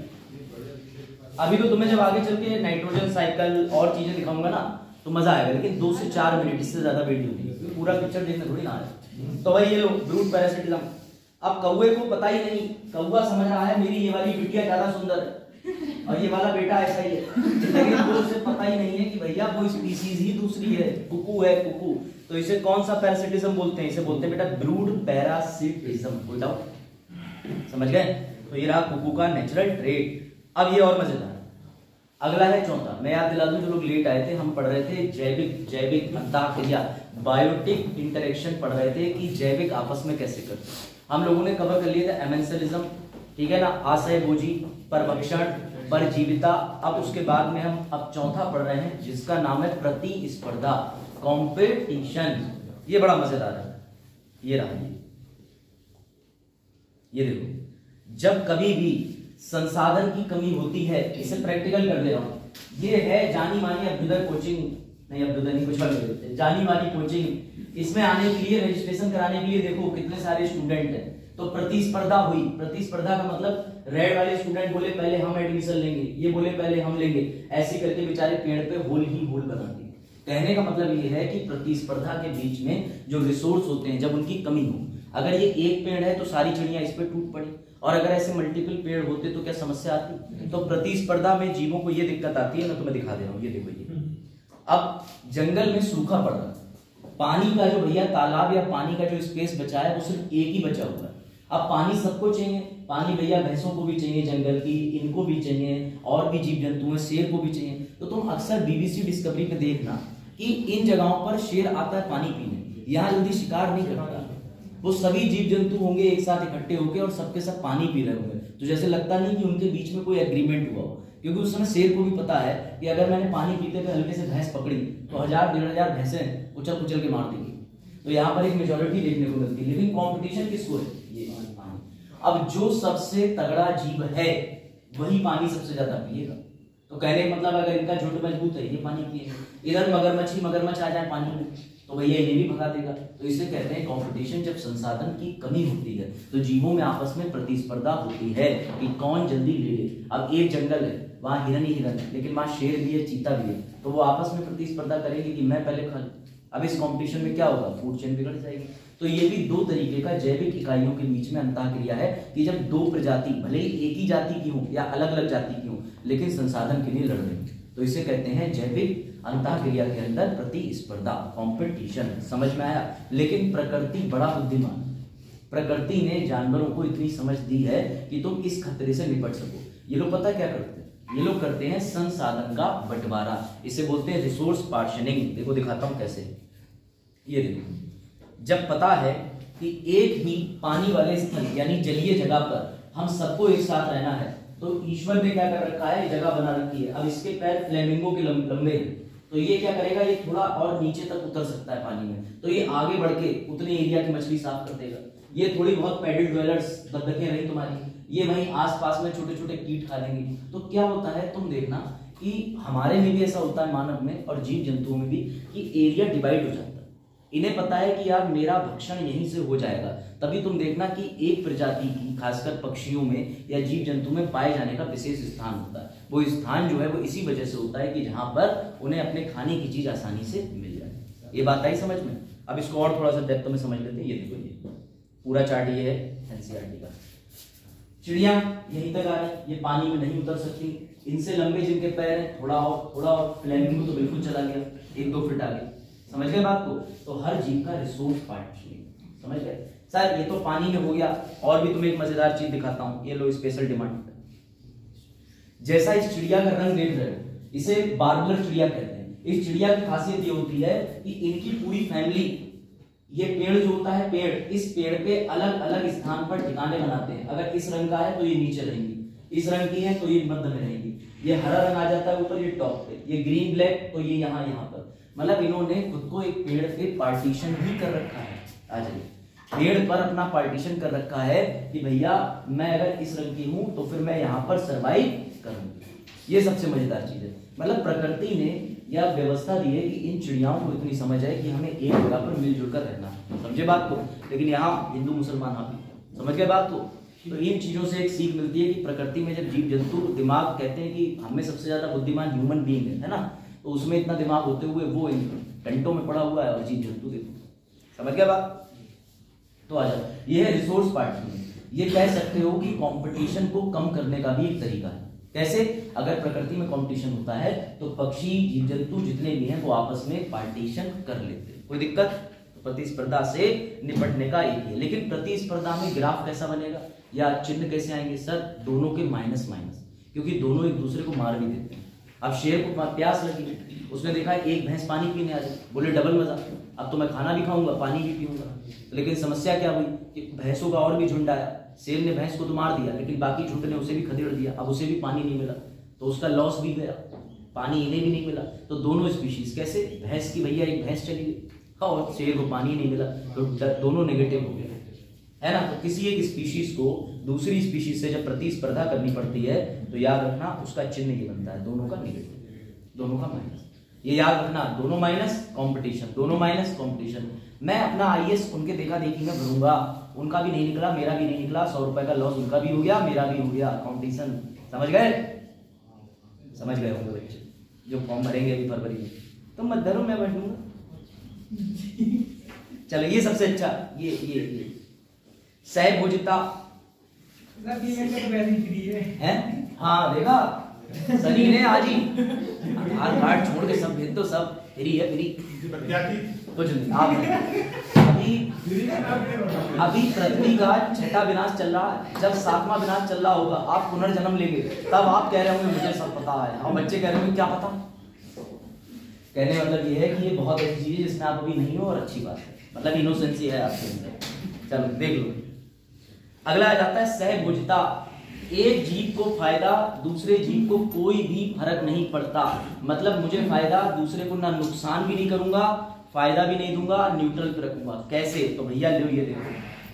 हाँ बताइए। हाँ घंटी कर लीजिए। ये देखो, ये रही ये मछली। अब ये भैया तुम्हारी छोटी वाली शार्क मछली आई है, ये रही शार्क मछली बड़ी वाली, और ये छोटी मछली। इन छोटी मछली की खासियत क्या है कि इन पर कोई बड़ी मछली अटैक ना कर दे। ये मछली इनको खाती नहीं है, इसकी मूल भाई कह सकते हो कि इसका बेसिक इंस्टिंक्ट है। ये मछलियां इस दोस्त के साथ चौड़े से घूमती हैं। अब तुम्हारा एक दोस्त जो 6 फीट और 1 कुंटल का है, अब तुम ठहरे 4.5 फीट के 20 किलो के, तो तुम उससे दोस्ती रखोगे कि अरे यार इसी के संग घूमूंगा भाई। अब वो तो बेचारा किसी को नहीं हड़का रहा है, तुम कह रहे हो मिल मत जाइए चौराहे पे। अब वो तुम्हारे साथ जो तगड़ा वाला मित्र है उसको देख के कुछ कह नहीं रहा, तो सेम यहाँ पे ये चीज चलती है। कैसे? ये रहा तगड़ा वाला दोस्त, ये रहा नन्हा। अब शार्क से कौन डर रहा है? दूसरी बीच की कोई मछली आ रही है, ये उसके कंधे पे जाके बैठ के कह रहा है आजा खा ले आज। अब वो खाने आएगा तो शार्क का निवाला खुद बन जाएगा। तो ये कितनी होशियार है, क्या शार्क को कोई नुकसान हो रहा है लेकिन इनका फायदा हो रहा है, शार्क का कोई नुकसान नहीं हो रहा। अरे बस इधर देखो, इधर रिश्तों की बात मत करना। आलोक तो हमारे पड़ोस में ऐसा ही होता। चलो आ जाओ, ये चीज समझ गए? इसमें दिमाग लगाओ, शार्क का कोई बेनिफिट हो रहा है, शार्क का कोई नुकसान भी नहीं हो रहा। वो कह रही है अरे वाह मैं तो इस साल चुनाव लड़ूंगी पानी में, मेरे साथ 50 समर्थक और घूम रहे हैं। तो कहने का मतलब ये, लेकिन ये छोटी वाली जो मछलियां हैं उनका बेनिफिट हो रहा है। लो और देखो अच्छे से, ये लो ये स्प्लेंडर मोटरसाइकिल, ये देखो। सबसे आसान तरीका, उस बेचारी को ये भी नहीं पता मेरे ऊपर कौन लगा हुआ है, क्योंकि उसे पता ही नहीं, और ये आराम से कहते हैं कि तुम चिंता मत करो, मैं तुम्हारे जितने छोटे छोटे कीट भक्षी चिपके हुए हैं, क्योंकि तुम घास में बैठी थी, छोटे छोटे कीड़े आ गए थे, है ना, तो मैं उनको साफ कर जाऊंगा। ये बैठे हैं तुम्हारे ऊपर सफेद वाले, है ना। तो इन जीवों को क्या हो रहा है? इनको मिल रहा है प्लस फायदा, छोटे छोटे कीड़े खाऊंगा। इसको क्या आ रहा है? मजा।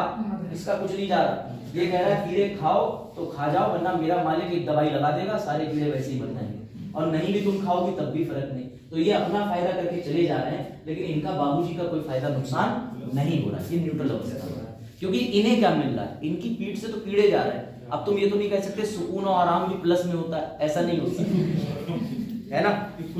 अब ये लो, ये आ जाओ, ये आ जाओ एनीमोने। अब ये एनीमोने क्या है? जब बड़ी मछलियां छोटी मछलियां खाने आती हैं तो तुम देखना नीचे समुद्र जितना सुंदर है, वो सुंदरता ईश्वर ने ऐसी नहीं दी है। उसके पीछे ये जो फिन्स या इस तरीके के एनीमोने होते हैं, इनके अंदर ये छोटी छोटी मछलियां छिप जाती हैं। अब ये जब जाके छिप जाती है तो बड़ी मछली को दिखती नहीं है।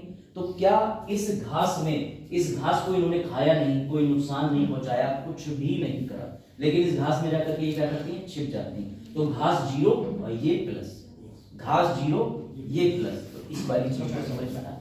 समझे कि नहीं समझे? 1 का प्लस 1 का 0। तो जब 1 का प्लस 1 का 0 होता है तो हम कहते हैं सहभुजता। अभी नहीं, अभी एक और ये भी हो गया और ये भी हो गया, यहां तक कोई दिक्कत तो नहीं है। तो लास्ट में आ जाता है सहोपोरिता, म्यूचुअलिज्म। ठीक है, म्यूचुअलिज्म, इसमें दोनों का फायदा, ये सबसे इंटरेस्टिंग। सबसे आपने देखा होगा फेसबुक पे म्यूचुअल फ्रेंड होते हैं, यानी एक कॉमन फ्रेंड से आपको दूसरा भी दोस्त मिल रहा है, ऐड हो रहा है। तो म्यूचुअल का मतलब ये होता है कि एक दूसरे से बढ़िया सहे, समझ गए ना, हमारा भैया सहयोगी। खैर आ जाओ, इसे सिम्बायोटिक रिलेशनशिप कहते हैं। बेसिकली मैंने तुम्हें ये पढ़ा दिया है, लेकिन मैं एक बार बता दूं। जैसे मैंने बताया था लाइकिन के अंदर कौन होता है, तो भैया कवक और शैवाल। आपने देखा कि फंगस क्या करती है, फंगस स्थान देती है, लेकिन खाना कौन बनाता है, एल्गे। तो एल्गे जो है वो खाना बना रही है, दोनों को फायदा, एक को रहने के लिए स्थान दिया, एक ने उसको खाना दे दिया। तो इस तरीके को कहते हैं सहोपकारिता, जिसमें दोनों प्रजातियां एक दूसरे से लाभान्वित होती हैं। लो इसका एग्जांपल देखते हैं, छुई मुई का पौधा, ये रहा। छुई मुई के पौधे को इंग्लिश में असेसिया कहते हैं, असेसिया, ACACIA, असेसिया। अब ये जो असेसिया का पौधा होता है ये बड़ा सेंसिटिव होता है। सेंसिटिव का मतलब देखा होगा कि जब भी इसको छुओ तो इसकी पत्तियां बंद हो जाती हैं। हाँ, ये नेचुरल चीज है, अगर तुम्हारे घर पे नहीं है तो अपने गांव में देखना किसी दोस्त के यहाँ लगा हुआ, तुम उस पौधे को जाकर टच करना तो उसकी सारी पत्तियां बंद होना शुरू हो जाती, थोड़ी देर के बाद नॉर्मल हो जाएंगी, कोई नुकसान नहीं पहुंचता उसको, है ना। अब जब तक कि नुकसान तब तक नहीं पहुंचेगा जब तक कि तुम एक्स्ट्रा बुद्धि ना लगा लो। मैं अपने दोस्त को भी दिखाऊंगा, तोड़ा और ले गए, फिर वो परमानेंटली मुरझा गया, है ना। अब तुमने किसी के हाथ में ब्रेसलेट है, तुम बोले अरे ये ब्रेसलेट मुझे दिखाना है, तुम हाथ ही उखाड़ के ले गए उसका, तो भैया ब्रेसलेट तो तुम दिखा दोगे, लेकिन आदमी बेचारा दिव्यांग बन गया। तो कहने का मतलब ये है, हाँ, ये सेंसेस तभी काम करते हैं जब तक वो उस पौधे से जुड़ा रहे। तो एक चीज समझो, अब क्या होता है कि इसमें भी एक फ्लावर लगता है, फ्लावर, इसका जो फूल होता है उस फूल बड़ा सुंदर होता है। तो क्या होता है कि और व्यक्ति हमारे आपके जैसे या और भी जीव जंतु उसको नुकसान पहुंचाते हैं। तो इस पेड़ पर नेचुरली ये देखो चींटियां लग जाती हैं, ये चींटियों को रहने के लिए स्थान मिलता है, वो यहाँ आ जाती हैं इस पे, और इसकी सुरक्षा हो जाती है। सुरक्षा कैसी होती है कि कोई तोड़ता नहीं है, हाथ नहीं डालता है। तो ये क्या है, एक दूसरे को मैं तुम्हारी सुरक्षा करूंगा, तुम मुझे रहने का स्थान दो, तो इसे सहोपकारिता कहते हैं। प्लस म्यूचुअलिज्म, बात आई समझ में या नहीं। तो प्रकृति में ना हर चीज बड़ा अच्छे से डिफाइन है, समझे। तो इसको क्या होता है, इस पौधे को कभी कभी छोटे मोटे कोई गाय भैंस भी खाने के लिए आ रहे हैं तो वो चींटी देख करके नहीं खाती, समझ गए। तो क्यों नहीं खाती, उसका जीवन बना रहता है। कौन बचाता है, चींटियां। चींटियों का कोई नुकसान उसको पहुंच रहा है नहीं, तो चींटियों को प्लस रहने का स्थान, और उसे प्लस की उसकी सुरक्षा हो रही। कोई डाउट यहाँ तक तो बताओ। लाइकेन मॉर्फिन बता दिया था, ये एक बार नजर डालिए, ये एक बार नजर डाल लो, फिर ठीक है। हिंदी नाम तुमने कॉपी में लिख लिए, तो मैंने कहा एनसीईआरटी से ईटी। अमेंसलिज्म, प्रीडेशन, परभक्षण, परजीविता, प्रतिस्पर्धा, ठीक है। और कमेंसलिज्म, असहभोजिता, म्यूचुअलिज्म, सहयोगकारिता, ठीक है। तो एक बार ये ध्यान से देख लो कि अमेंसलिज्म के अंदर कहां पर क्या फायदा है, कहां पे क्या नुकसान है, क्योंकि मैं सिंबल दिखा के नाम पूछूंगा, नाम दिखा के सिंबल पूछूंगा।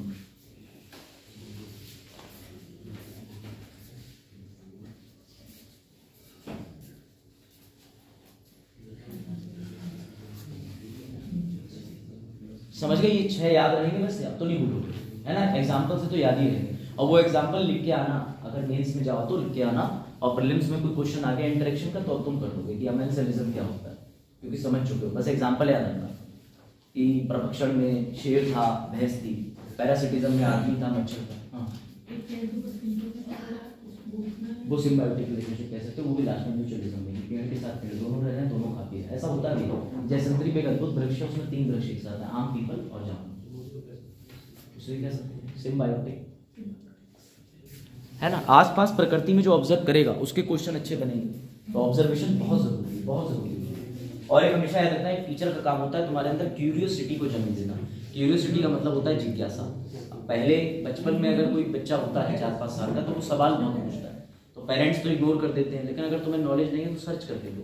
और नहीं किसमें, हाँ गिलोय आ जाएगा, गिलोय आ जाएगा, और भी एक तरीके की घास होती है, अभी बहुत चीजें। मैंने तो आपको सिर्फ एक छोटा सा एग्जांपल दिया। अगर आप थोड़ा भी बायोलॉजिकल, और बायोलॉजी भी नहीं, आप जूलॉजी एक्सपर्ट में चले जाओ तो आपको इतने इंटरेक्शन पढ़ने पड़ेंगे। ये जो हम सब पढ़ा रहे हैं ना, ये नीट के सिलेबस का पार्ट है, पता है आपको। नीट में भी ये इंटरेक्शंस आते हैं, नीट में भी इस तरीके की चीजें आती हैं। आप किसी नीट वाले बच्चे से बात करना पैरासिटिज्म पे, सिंबलिज्म पे, तो वो बताएगा। लेकिन सब नहीं आता नीट का, थोड़ा ना कहीं बगल में नीट की कोचिंग बैठ जाओ जाके 2 बजे, आज बायो वही पढ़ेंगे, बर्बाद हो जाएगी बायो, मतलब उनकी वजह से नहीं। चलो आ जाओ, लो बताओ, चलो शुरू करेंगे कंपटीशन। चलो भाई लो बताओ, ठीक है।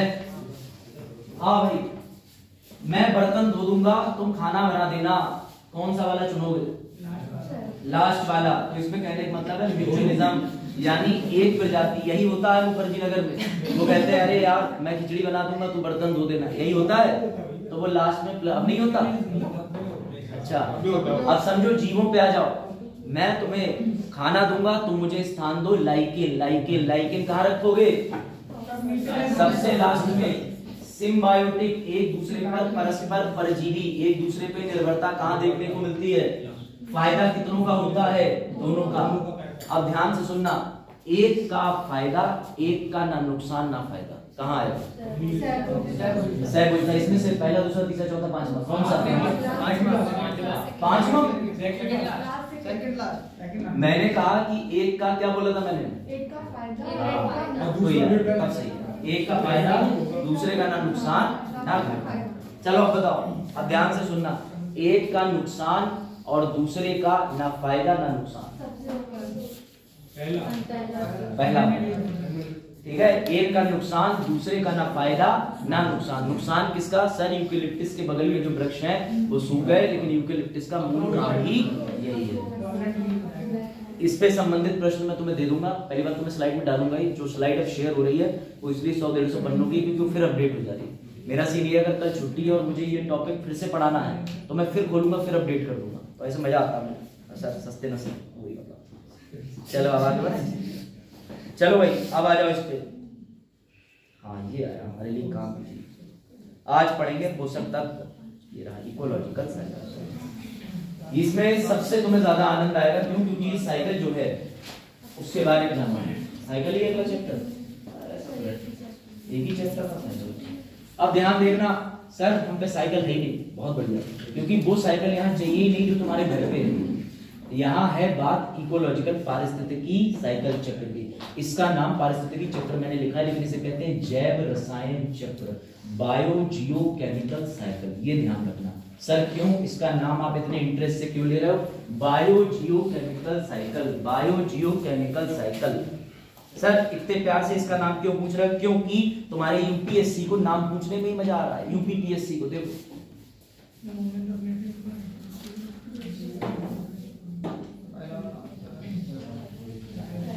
आ गए बायो जियो केमिकल साइकिल। तो BGCC ऐसे याद रख लेना, या जैसे याद रखो केमिकल केमिकल, क्योंकि दूसरा वाला नाम भी तुम्हें उस दिन अच्छा लगेगा, लास्ट वाला नाम भी अच्छा लगेगा एग्जाम में, इसलिए बार बार कह रहा हूं केमिकल। रसायन रसायन रसायन, नाइट्रोजन, उसके बाद में बैक्टीरिया के बीच में भी अमोनिफिकेशन होगा, निट्रीकरण होगा, तो ये सब केमिकल्स होते हैं, रिएक्शंस होते हैं, अभी देखोगे। तो इसलिए उसे क्या बोलेंगे? बायो जियो केमिकल। ज्यादा पीछे का सवाल नहीं है, 2020 का भैया सवाल है, 2020 का, समझ गए? और कहाँ का? यूपीपीएससी का। उसे कुछ नहीं मिला, चक्र वाला चैप्टर खोला, बोले चलो हेडिंग ही पूछ लेते हैं, देखिए बच्चों को पता भी है कि नहीं। नाम ही बता, मैं तुम्हें बता रहा हूँ, इसलिए बेसिक से बेसिक मेरे वर्ड भी वो ये लिख देगा, एक को फायदा एक को नुकसान। बताओ ये क्या होता है? अब तुम लगाओगे खोपड़ी क्या था क्या था, इसलिए घर पे जाके ऐसे आंखें खोल के किताब की तरफ देख के सब घोट लेना, समझ गए? आंखें मत बंद कर लेना बाजार। अब आ जाओ, तो एंटर करते हैं, लेकिन उससे पहले सबसे ज्यादा जरूरी चीज ईसीएस के लिहाज से कि ये जैव भू रासायनिक चक्र क्या है, पढ़ो। मुख्य रूप से जैविक और अजैविक कारकों के बीच, याद रखना, जैविक अजैविक। सर जैविक मतलब पेड़ जीवित है, अजैविक मतलब प्रकाश वायु जल आजीवित है, ताप आर्द्रता जो जल में ही आ रही है, तो ये सब चीजें क्या है? अजैविक। पेड़ जीवित, ये सब चीजें आजीवित। इन दोनों को बीच में पोषक स्तर प्रदान करना। कैसे? सूर्य के प्रकाश की साइकिल चली, पेड़ को प्रकाश मिला, जल मिला, वायु मिली, उसने C6H12O6 पैदा कर दिया। नहीं समझे? ग्लूकोज और ऑक्सीजन तुम्हारे लिए इंतजाम करके दे दिया, और वायुमंडल से पेड़ ने कार्बन डाइऑक्साइड भी ले ली। तो किन दो चीजों के बीच में पोषक तत्व प्रदान कर रहे हैं? जैविक अजैविक। यही डेफिनेशन आएगी आगे एग्जाम में, तो भूलना मत। ठीक। अगला बायो जियो केमिकल शब्द ये भी देख लो, मेंस में लिख देना। बायो से बना है जिसका अर्थ है जीव मेंटल, जियो का अर्थ है भूवैज्ञानिक घटक और केमिकल का अर्थ है वे तत्व जो एक चक्र के माध्यम से चलते हैं। भले ही तुम्हें ये डेफिनेशन बकवास लग रही हो, पीसीएस के लिहाज से इंपॉर्टेंट, यूपीएससी में नहीं आएगी, पीसीएस लिख देगा केमिकल माने रसायन, बायो माने केमिस्ट्री, तो तुमको बनाना गलत है। तो नीचे हुई डेफिनेशन को एक्सप्लेन करो। ये लो, अब दो प्रकार के भूरासायनिक चक्र होते हैं, बजा ध्यान देना, दो प्रकार। पहला होता है गैस चक्र, दूसरा होता है सेडिमेंट्री चक्र यानी सेडिमेंट वाला तलछटी चक्र। अब जैसे बहुत आसान है, कौन कौन सी गैसें हैं पर्यावरण में?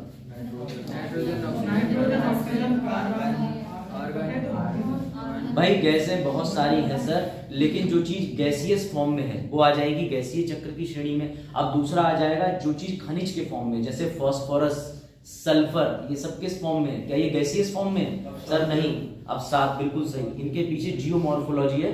आज मैं थोड़ी सी तुम्हें ज्योग्राफी का हिंट दूंगा कि कैसे प्लेट विवर्तिकली सिद्धांत, ओशियन प्लेट भारी होती है, नीचे चली जाती है, फिर ऐसे ढेर निकलता है ना? पता है, तुम लोगों ने तो पढ़ा होगा ये सब, पढ़ा है? किसने दिया था प्लेट सिद्धांत? बल्लन वर्मा, एल्फ्रेड वेगनर ने। तुम लोग घटना चक्र से खुद पढ़ के आगे जाके खुशी हो। चलो देखो, तुम्हारा खुद का ही ज्ञान बोल रहा, वरना इतनी देर में तो पूरी विधि एक्सप्लेन कर देते। टीचर जब बच्चों को पढ़ाता नहीं, टीचर होता है स्पार्क जो रॉकेट के अंदर ऐसे थर्स्ट में आग लगाता है, जाओ पढ़ो, और यहाँ हो रहा है मुंह से खून आ रहा है। तलछटी चक्र, इसमें कौन होगा? सल्फर, फास्फोरस, चट्टान चक्र आदि शामिल है। बता देता हूं कैसे, अभी तुम्हें आएगा आनंद। देखो ये लो अंग्रेजी वालों, दो तरीके की साइकिल, गैसियस, सेडिमेंटरी। कोई दिक्कत? क्योंकि सर फास्फोरस हवाओं में नहीं बहता, फास्फोरस चट्टानों में होता है, चट्टान से अपरदन होके वेदरिंग ऑफ रॉक होके मिट्टी में बदल जाता है। मिट्टी से कैसे आ जाता है? मिट्टी से भैया आ जाता है मिट्टी में फॉस्फेट में बदल जाता है, फॉस्फेट फास्फोरस में बदल जाता है, फिर उसके बाद पेड़ उस फास्फोरस को ले लेते हैं। आगे बताऊंगा। तो ये कैसे आ रहा है? क्या ये कहीं से उड़ के आ रहा है? नहीं, या तो आ रहा है नदियों के द्वारा या चट्टानों के टूटने के द्वारा। अब ये आएगा समझ में, चिंता ना करो। चलो भाई, बहुत चक्कर चला लिए, अब आगे। अब देखो, एक बस ध्यान देना, एक चक्र का मतलब होता है जहां से शुरू हो पूरी प्रोसेस में घूम के वापस वहीं पे आ जाना। अगर ये साइकिल यहां से शुरू हो रही है, यहां तक आ रही है, यहां तक आ रही है और खत्म हो जा रही है, तो फिर ये साइकिल ही नहीं हुई। अब मेरा सबसे जटिल सवाल तुम लोगों से ये है, जो तुमसे इंटरव्यू में भी मैं पूछूंगा 1 फरवरी से, कि ये जो चक्र है इसे क्यों बनाया जाता है, क्यों पढ़ा जाता है, क्यों समझा जाता है? बेसिक चीज पूछ रहा हूं कि बायो जियो केमिकल साइकिल, जैव भू रासायनिक चक्र क्यों पढ़ना चाहिए? बताओ, बेसिक चीज बताओ भाई, तेज लगाओ दिमाग। इस प्रकृति में कोई चीज निश्चित नहीं है। इस पर अच्छा, इस प्रकृति में कोई चीज निश्चित नहीं है। 3 साल से तो तुम यही है। रिसोर्सेज के रीयूज के लिए। और क्यों पढ़ते हैं चक्कर? हम पढ़ते ही क्यों है भाई? सबसे बेसिक चीज तो ये टॉपिक पूछने से पहले इकोलॉजी समझने के लिए, पारिस्थितिकी और पारिस्थितिकी तंत्र में पोषक तत्वों का निर्वाह होता है। Very good. इस निर्वाह को इनकी डेफिनेशन मैंने पूरी करते हुए बता दिया। सर एक पेड़ आया पृथ्वी पर, उस पेड़ को कैसे सब चीजें मिल रही हैं, वापस इंसान तक जा रही हैं, इंसान से फिर से मिट्टी में विलीन होके वापस पेड़ तक कैसे आ रही हैं, ये पूरी संरचना, पूरी अवधारणा, पूरे चक्र को समझने के लिए हमें सारी की सारी बायो जियो केमिकल साइकिल पढ़ना पड़ती है। इनके महत्व पे जिस दिन मेंस में क्वेश्चन बना उस दिन दिमाग घूम जाएगा। बात आई समझ में? इसलिए ये लो पकड़ो, शुरू की 2 लाइनें पढ़ लो। शुरू की 2 लाइनें मोस्ट इंपोर्टेंट। ये ऊर्जा चक्र के उपयोग के तरीके को प्रदर्शित करते हैं। पारिस्थितिकी तंत्र के माध्यम से ये चक्र जीवन को बनाए रखने के लिए आवश्यक तत्वों को स्थानांतरित करते हैं। वे महत्वपूर्ण हैं क्योंकि वे तत्वों का पुनः चक्रण, ठीक है ना, करते हैं और उन्हें संग्रहित भी करते हैं और भौतिक पहलुओं के माध्यम से महत्वपूर्ण तत्वों को नियंत्रित करते हैं। ये चक्र पारिस्थितिकी तंत्र में जीवित और निर्जीव चीजों के बीच संबंध को दर्शाते हैं और पारिस्थितिकी तंत्र के निरंतर अस्तित्व को सक्षम बनाते हैं। अच्छा, ये क्यों आज के समय पर एलिमेंट है? क्योंकि मानव गतिविधियों द्वारा इन चक्रों पर प्रभाव पड़ता जा रहा है अंडर। अब यहीं पर तुम्हें ये पूरा ऐसे में काम आएगा। ऐसे ज्योग्राफी में एक सेक्टर होता है भैया इकोनॉमिक का। इकोनॉमिक ज्योग्राफी पढ़ी है किसी ने अभी तक? नहीं सुनी होगी। हाँ भाई ज्योग्राफी वालों बताओ, इकोनॉमिक ज्योग्राफी इकोनॉमिक पढ़ी है कि नहीं? सूरज मैम की क्लास किसने ली थी? किसी ने नहीं ली? तो इकोनॉमिक ज्योग्राफी, ओशियनोग्राफी, ओशियनोलॉजी वगैरह, चलो कोई बात नहीं, तुम खुद से पढ़ना, मैडम ने सब पढ़ाया होगा, तुम लोग एब्सेंट रहे होगे, तुम्हारी इसमें गलती नहीं। मेरे कहने का मतलब ये है कि किसी टीचर की बात मैं नहीं कर रहा, लेकिन यूपीएससी का सिलेबस और पीसीएस का खुद से भी पूरा कर लो। मान लो पॉलिटी में कुछ छूट गया तो इसका मतलब ये नहीं अरे उनने पढ़ाया ही, ऐसा हो जाता है।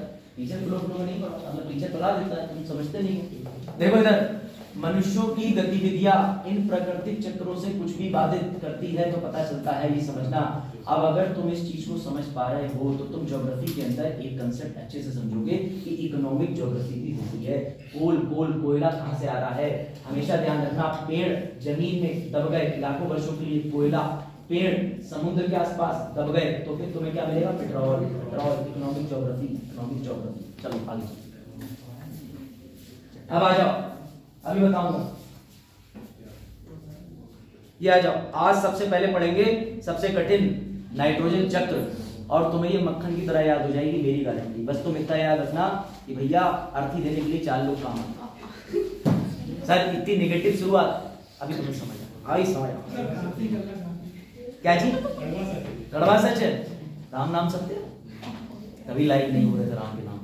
चलो देखो, नहीं लाइक चले देखो, चलिए लाइक करो। एनर्जी इकोलॉजिकल न्यूट्रिएंट, कोई बात नहीं, वो तुम्हारी अपनी आर्टिकल लिख के सर तो कुछ करो। Energy flow, ecological succession, nutrient cycle, ये हो गया। ऊर्जा प्रवाह, पिरामिड पढ़े कि नहीं? पिरामिड पढ़े कि नहीं? बताओ पढ़े। पारिस्थितिकी क्रमिका पढ़ी कि नहीं? प्राथमिक द्वितीय पढ़ी कि नहीं? सहरे पढ़े कि नहीं? बाइनरी पढ़ा कि नहीं? इंटरमीडिएट पढ़ा कि नहीं? क्लाइमेक्स पढ़ा कि नहीं? पढ़ लिया ना? तो छोड़ा तो नहीं तुम्हारे मास्टर ने? नहीं तो टेस्ट तो होना चाहिए। चल अब इस पे अगला है पोषक, पोषण चक्र। कैसे पोषक पहुंचते हैं पर्यावरण के अंदर, इसमें हम शुरुआत करते हैं। सबसे पहले इतनी गैसें, इससे भी ज्यादा होती हैं, अदर भी होती है, लेकिन एक बेसिक चीज बता रहा हूं तुम्हें। नाइट्रोजन कितने परसेंट? सर 78 मान लो, और याद रखना पॉइंट के बाद कभी ऐसे मत बोलना 084 084। मैथ वाले बच्चों को भली बुद्धि पता होगा ये, भली भांति। Oxygen 20.946, CO2 0.037। इस तरीके की गैसों की संरचना पर्यावरण में, हमारे वातावरण में। अभी हम बैठे हैं तो इतनी सारी गैसों के साथ इस कमरे में बैठे हैं। कुछ गैसें ऐसी भी हैं जो यहाँ नहीं भी हैं, वो अलग की बात है, खाना खाने के बाद पता चल जाएगा। चलो आइए, अब सबसे पहले इंपॉर्टेंट चीज शुरू कर रहे हैं, नाइट्रोजन चक्र। कि किसी को ये पता है कि नाइट्रोजन आवश्यक क्यों है? क्या तुम्हारे शरीर में नाइट्रोजन जा रहा है? भैया बेसिक इकाई है डीएनए। डीएनए प्रोटीन, बिना नाइट्रोजन के प्रोटीन नहीं बनेगा। Nitrogen is basic building block. तुम्हारा शरीर जो ये तुम बना हुआ देख रहे हो, इसके लिए मिनरल भी चाहिए, गैसेस भी चाहिए, बहुत सारी चीजें चाहिए, है ना? तो इन सब की संरचना से बन के आता है प्रोटीन, डीएनए, और डीएनए से बनते हैं हम, क्योंकि डीएनए के बाद अगला स्टेप क्या है? सेल, कोशिका। समझे? तो यानी कि हमें क्यों चाहिए nitrogen? Because it is a basic nutrient for protein. समझ गए? अब आगे बढ़ो, अब देखना ध्यान से। मेरा तुमसे एक बड़ा बेसिक सवाल है, बहुत बेसिक सवाल है, ये बताना, क्या किसी ने ये गांठ वाले पौधे देखे हैं? अब जितने भी ग्रामीण लोग हैं एक्टिव हो जाना, तुम्हारे लिए सवाल आएंगे बैक टू बैक। देखे हैं? कोई बता सकता है इसका क्या उपयोग होता है? तेज सर ये औषधि में आते हैं। औषधि में, सही बता रहे ये हो। लैंग्वेज में होते हैं ज्यादातर पाए जाते दवाइयों हैं। में। इसमें राज्यों में अभी पूछ रहा हूँ किसमें? इसमें राज्यों में बैक्टीरिया पाया जाता है जो नाइट्रोजन मिक्स करता है। वेरी गुड सुनील, औषधि गुड। मतलब ये दवाइयों सभी जगह में प्लांट होता है। हाँ, मतलब गांव के लोगों से तुम पूछोगे तो वो ये कहेंगे कि गांठ वाले जो पौधे होते हैं, इसका काम जो है वो गठिया आदि इत्यादि रोगों का इलाज करने में काम होता है। वो जाएंगे, उखाड़ लाएंगे, इसे घर पे पिसवा देंगे और लगवा देंगे। नहीं, इतना उपयोग नहीं है। अगर तुमने मेंस में ये लिख दिया तो वो उधर से लिख देगा कि तेरा तो बीएमएस भी नहीं हो सकता, निकल जाए यहाँ से, भूला छाप डॉक्टर। कहने का मतलब ये, इसमें ऐसे औषधीय गुण होते हैं, वो एक अलग चीज चली जाएगी। लेकिन मैं तुम्हारे सामने एक सवाल देता हूँ, उस सवाल को समझना। इस तरीके के पौधों का क्या उपयोग है? ये फलीदार में होते हैं, जैसे कि आप कह सकते हो इस तरीके से मटर। मटर के अलावा और क्या होते हैं? आपने देखा होगा फली, फली का पौधा देखा? फली होती है, फली। रुक जाओ, समझाता हूँ। तो अभी ये भी नहीं पता होंगे क्या होते हैं, तो मुझे ला, मैं ले गया। देखो जो दलहनी फसलें होती है ना, उसमें राजमा जो होता है, राजमा में नहीं होता है, बाकी सब में पाया जाता है। गुड, मैं यही अभी इशू बना रहा हूँ। अब समझना, अब सब एक्टिव हो जाना। इस आधे घंटे में नाइट्रोजन चक्र तुम्हें अगर रट गई तो क्लास सफल, और नहीं रटी तो इसका मतलब तुम असफल। मेरा दुनिया तो रट गया। देखो सर, पेड़ को कार्बन मिलने में कोई दिक्कत नहीं होती, कार्बन मिलने में कोई दिक्कत नहीं होती। क्यों? सूर्य का प्रकाश CO2 ये अपने अंदर लेगा। जैसे तुम ऑक्सीजन खींचते हो, सांस लेते हो, CO2 छोड़ते हो, ऐसी पेड़ भी या पौधा भी श्वसन क्रिया करता है, रेस्पिरेशन। ये वातावरण में मौजूद CO2 को लेता है, ऑक्सीजन को छोड़ता है। सर इसे कार्बन कैसे मिल रही है? सूर्य के प्रकाश में फोटोसिंथेसिस, प्रकाश संश्लेषण जो होता है, उसमें ये CO2 को अपने अंदर लेता है, ऑक्सीजन छोड़ देता है। कोई डाउट? सर पानी कहां से मिल रहा है? हम भी दे देते हैं, आप भी दे देते हो, और पानी वैसे भी जब बारिश होती है तब भी, जमीन के नीचे वाटर लेवल होता है तब भी। कोई दिक्कत यहां तक? अब मेरी बात समझना। लेकिन लेकिन लेकिन सबसे बड़ा जो विवाद, सबसे बड़ी कंट्रोवर्सी है वो नाइट्रोजन को लेकर। नाइट्रोजन कितने प्रतिशत है हवा में? 78%। नाइट्रोजन प्रकाश संश्लेषण से पौधे के अंदर नहीं जाता। अब वो जो 78% नाइट्रोजन पर्यावरण में घूम रही है, हमें क्या करना है? उसे पौधे तक लेके जाना है, और पौधे तक लेके जाने के बाद में वापस से जब पौधा ले लेगा, फिर से जो जीव उसको खाएगा उस जीव में लाना है, फिर लाने के बाद पर्यावरण में भी छोड़ना है। तो ये पूरी प्रक्रिया करना जटिल होता है, इसलिए नाइट्रोजन साइकिल को समझना चाहिए। मेरी बात समझना, कार्बन डाइऑक्साइड हवा में है, पेड़ प्रकाश संश्लेषण के दौरान अपने अंदर खींच ले रहा है, लेकिन नाइट्रोजन पेड़ अपने अंदर नहीं खींच पाता। तो नाइट्रोजन को तोड़ने के लिए लगती है बैक्टीरियाज की सेना। क्या लगती है? बैक्टीरियाज की सेना। कौन से बैक्टीरिया होते हैं? एक तो तेज ने बता दिया, ध्यान देना। आ जाओ इस पे, लेके चलना, ठीक है? अब ध्यान देना, यहां पे ध्यान, ठीक है? सभी लोग मान के चलो ट्री, ठीक है? पेड़, अब ये पेड़ ले लेते हैं, समझना। इधर 78%, ठीक है, नाइट्रोजन। ठीक, मेरी बात समझना, नाइट्रोजन डायरेक्टली पेड़ हवा से नहीं ले सकता। अब ध्यान देना ध्यान से, अगर ये पौधा या वृक्ष या इस तरीके का कोई भी, ये मान के चलो पौधा जिसमें ये होते हैं, ये इस तरीके के जो भी गांठ है, ये ठीक, मान के चलो ये मटर का पौधा, ठीक। मेरी बात समझना, दोनों चीजें, इस पेड़ को भूल जाओ। मटर के पौधे में राइजोबियम नामक बैक्टीरिया होता है। राइजोबियम नामक बैक्टीरिया का मतलब ये होता है कि कुछ पौधों में, जैसे पी यानी कि मटर, फली या सेनी, इस तरीके से बहुत सारे होते हैं। इवन अगर देखा जाए तो आप शकलगंजी खाते हो, शकलगंजी के में भी ये चीज होती है, राइजोबियम। ये बैक्टीरिया उनकी नीचे जड़ों में डिफॉल्ट होता है, भगवान ने फीचर ही बनाया है, समझ गए? फोन में कैमरा ऑटोमेटिक आ रहा है, तो ये फीचर का मतलब है कि 78% नाइट्रोजन को ये हवा से लेके मिट्टी में मिला के पेड़ की जड़ों से पेड़ तक पहुंचा देते हैं। आसान? कोई दिक्कत? सर कैसे? जिन पेड़ पौधों में नाइट्रोजन वाले बैक्टीरिया होते हैं, राइजोबियम, ध्यान दो, राइजोबियम होते हैं, तो वो हवा को राइजोबियम बैक्टीरिया तोड़ के पेड़ तक पहुंचा देते हैं। काम खत्म। मेरा सवाल डेंजर ये है कि जिन पेड़ पौधों में राइजोबियम नामक बैक्टीरिया पाया ही नहीं जाता, उनमें कैसे नाइट्रोजन पहुंचती है? इशू मैंने बना दिया। अब बताओ, मेरा सवाल समझे? जिन पेड़ पौधों में राइजोबियम बैक्टीरिया, सर ये पेड़ है, पेड़, इसमें राइजोबियम, रुक जाओ, इसमें राइजोबियम है ही नहीं, इसमें राइजोबियम है, इसमें 78% नाइट्रोजन, कैसे पहुंचाओ? गलत। नाइट्रेट के रूप में लेते हैं। हाँ, तो नाइट्रेट तक कौन तोड़ेगा भाई? ये है यहाँ पे, हाँ वो बेचारा सही बोला। हाँ सब पीछे वाले तो और दौड़ के भी, हाँ सही कह रहे। नहीं, हम भी जानते हैं, हम नहीं पीएचडी करिए। चलो भाई समझो, इशू समझे? इशू भैया, इशू समझ आया कि नहीं आया? बस इतना जानना मुझे कि इशू समझ गए कि विवाद क्या है। विवाद ये है, पेड़ में जिनके पास राइजोबियम बैक्टीरिया है, मेरे पास में, सीधी बात समझो, 12th करा हुआ हूँ, फॉर्म भर दूंगा। जिसका 12th ही नहीं है वो फॉर्म नहीं भरेगा, लेकिन जिसका 12th चल रहा है वो भरेगा नहीं भरेगा, कंफ्यूजन होती है। ऐसे समझ, पेड़ के पास देखा, कैफे वाले भी हैं यहाँ। अब आ जाओ, बस आप ध्यान देना, ये रहे, ये इनके पास गुण है राइजोबियम, ये रहा, ये राइजोबियम बैक्टीरिया। ये क्या करते हैं, हवा से पेड़ के अंदर नाइट्रोजन फिक्स कर देते हैं। कोई डाउट? कोई डाउट? अब समझना, अब तुम्हारे लिए इंटरेस्टिंग चीज आएगी। अब मुबारक हो, तुम्हारा परिचय होगा बैक्टीरिया से। सर किससे? बैक्टीरिया से। लो बैक्टीरिया से तुम्हें मिलवा देते हैं। अरे नहीं भैया, पीछे नहीं, आगे है बैक्टीरिया। हाँ ये रही उसे, ये अब ये जो 4 सेना है वो 4 सेना मिलके, कहने का मतलब ये देखो, ये 4, ये स्टेप 1 2 3 4 4 स्टेप में नाइट्रोजन पेड़ के अंदर हमें पहुंचानी है। पेड़ से अगर किसी जानवर ने पेड़ का भक्षण करा तो उसके बाद में उसका जो सीवेज या वेस्ट निकलेगा, उस वेस्ट से नाइट्रोजन मिट्टी में मिलाएंगे और मिट्टी में मिलाने के बाद जो एक्स्ट्रा नाइट्रोजन है जितनी पेड़ को चाहिए वो पेड़ को देंगे, बाकी हवा में भी वापस भेजेंगे। तो उसके लिए ये 4 लोगों की लेबर लगेगी 4 सेक्टर में, 1 2 3 4। और ये नाम तुम्हें भी याद हो जाएंगे, टेंशन की कोई बात नहीं, ये नाम याद कराना ही तो है मेन चीज। ये रहा ये चक्र। अब ये चक्र अभी तुम्हें देख के डर लग रहा होगा, डरो, मैं तुम्हें आसान कर दे रहा। ये देखो, अब इसको मेरे साथ देखना, ठीक है?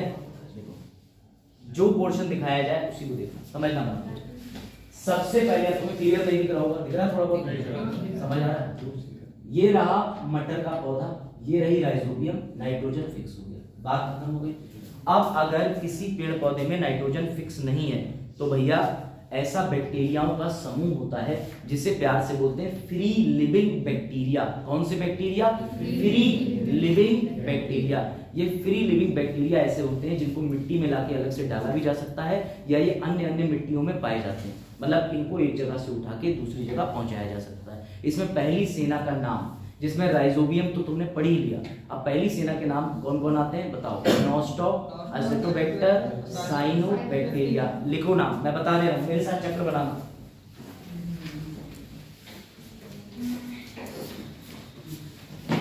सभी ड्रॉ करना, सभी, वरना भूल जाओगे।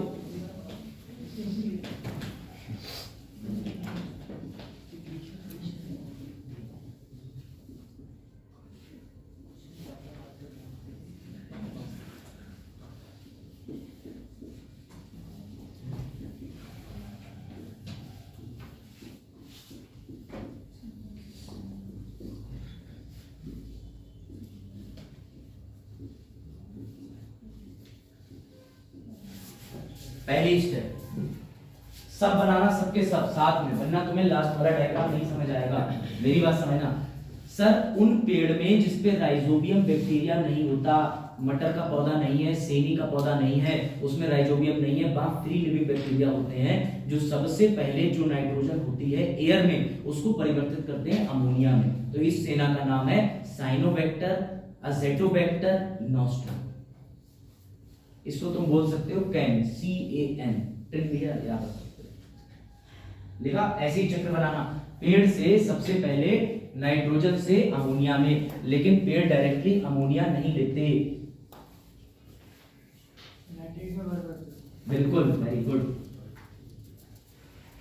ये आया समझ में? इतनी चीज आई, मेरी बात समझना। किसमें लेता? नाइट्रेट के फॉर्म में लेगा, भी आगे बढ़ेगा। अब उसके बाद अमोनिया तक परिवर्तित कर दिया, ये समझना, अमोनिया तक हो गया। अब अमोनिया से स्टेप 2 आएगी जिसे बोलेंगे नाइट्रिफिकेशन, नाइट्रीकरण। क्यों? क्योंकि अमोनिया से परिवर्तित करना है नाइट्रेट में। किसमें? फिर सेना लगेगी। अब कोई बता सकता है क्या लगेगी?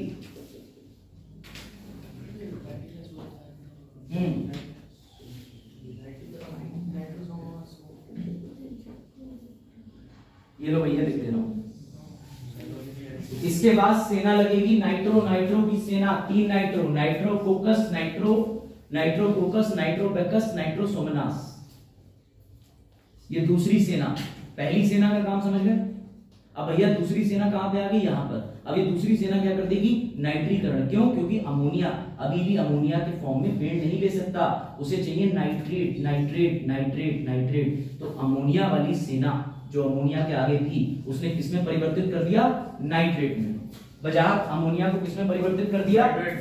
शाबाश, नाइट्रेट। अब समझना, अब ये नाइट्रेट कहां चले जाएंगे? सर स्वांगीकरण, पेड़ में कहां चले जाएंगे? पेड़ में कहा, ये चीज समझ आई, ये चीज समझ आई, यहां तक बेसिक समझ आया, क्योंकि इसके बाद अभी 2 सेनाओं का काम हो रहा है और थोड़ा सा और है। आ लोग यहां तक कोई डाउट? पेड़ से नाइट्रोजन से, और पेड़ का मतलब ये है कि पेड़ को नाइट्रोजन चाहिए। नाइट्रोजन कहां उपलब्ध थी? 78% वातावरण में। कंफ्यूज मत होना, ये जो नाइट्रोजन है ये कहां से आई? 78% वातावरण से। सर पेड़ ये एटमॉस्फेयर होना सकते हैं मतलब। हाँ ये लो ऐसे लो, ठीक है ऐसे लो, कोई कंफ्यूज मत होना, बिल्कुल समझे। तो सबसे पहले वातावरण से 78%, 78.08 नाइट्रोजन है, उसमें से पेड़ को 78 नहीं चाहिए, लेकिन इस 78 में से जितनी जरूरी है उतनी खींचेगा। अब अगर इसमें राइजोबियम बैक्टीरिया होता तो खींच लेता, लेकिन राइजोबियम बैक्टीरिया नहीं है, तो इस नाइट्रोजन के लिए फ्री लिविंग बैक्टीरिया लगते हैं जो खुले तौर पर घूम रहे हैं मिट्टी में, जिनका नाम है साइनोबैक्टीरिया, असेटोबैक्टर, एनोस्टोबैक्टर। अब ये किसमें परिवर्तित कर रहे हैं उस नाइट्रोजन को? अमोनिया में। अब अमोनिया को परिवर्तित करना है नाइट्रेट में, इस चरण को कहते हैं नाइट्रिफिकेशन, और इस नाइट्रिफिकेशन के लिए 3 बैक्टीरिया लगते हैं, नाइट्रोकोकास, नाइट्रोबैकस और नाइट्रोसोमोनास। ये लिखा, ये लिखा, ये लिखा। अब समझना, इस अवस्था से सीधे जाएगा पेड़ के अंदर, कहां? चला गया। अब समझना, इस पेड़ की एक पत्ती को खाया भैया खरगोश ने, ठीक? अरे कुछ भी मान लो, इस पत्ती को किसने खाया? खरगोश ने खा लिया, हिरन ने खा लिया, खाया। मेरी बात समझना, अब ये खरगोश खाने के बाद पत्ती को क्या कहेगा? बेस्ट आ गया हमारे पास। अब ये जो बेस्ट है, बेस्ट, इस बेस्ट में भी क्या होगी? क्योंकि पेड़ के अंदर क्या थी? नाइट्रोजन। क्या थी? वो नाइट्रोजन किस में आएगी? खरगोश में। और खरगोश के वेस्ट में भी क्या होगी? तो भैया अब आती है स्टेप 1, 2, तीसरी सेना। ये तीसरी सेना के बारे में लिखो, प्रोटियस,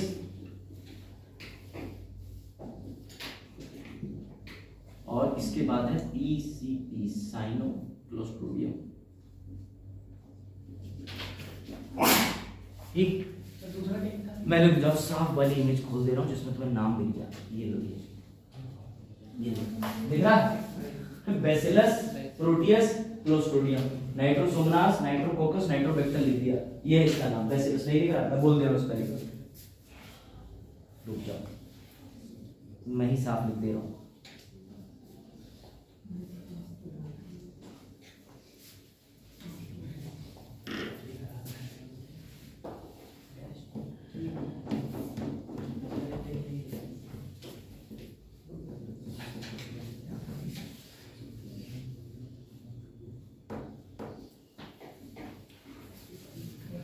ठीक, तीसरी, ध्यान दो, ध्यान मत भटकाना, बिल्कुल बातें बाद में कर लेना क्लास के बाद। तीसरी सेना ये क्या कर रही? वेस्ट, खरगोश का जो भी शिट आया या जो भी वेस्ट आया उसको बदलने के लिए हमारी 3 सेना और लगी, ये वाली, मतलब 3 की एक सेना और लगी। तीसरे नंबर पे प्रोटियस, बैसिलस, क्लोस्ट्रिडियम। अब नाइट्रेट बदलती होगी, नाइट्रोजन थोड़ी। भैया नाइट्रेट में ही तो बदल रही वो वाली। अरे ये देखो, ये ना, ये जो वेस्ट अमोनिया को किसने बताया था? नाइट्रेट में। नाइट्रेट इसने ले लिए, अब ये वापस से क्या करेगी? इसके पेट, ये आया नाइट्रोजन, ये वापस किसे बदलेगी? अमोनिया में। और अमोनिया से आगे फिर से किस में जाएगा?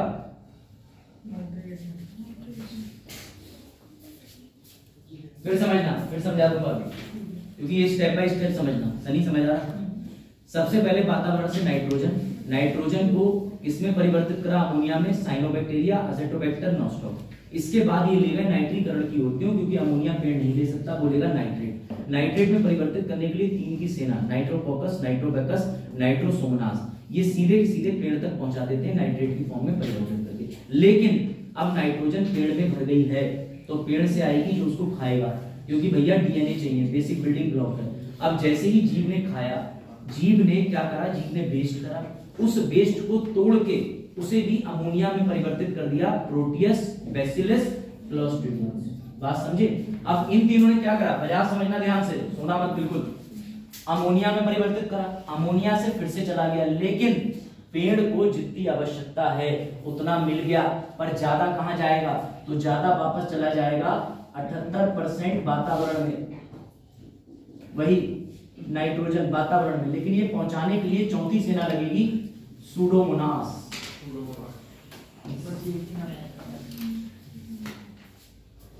ये अंतिम है, ये लास्ट है। जितनी चाहिए उतनी लेने के बाद वापस वातावरण में छोड़ूंगा।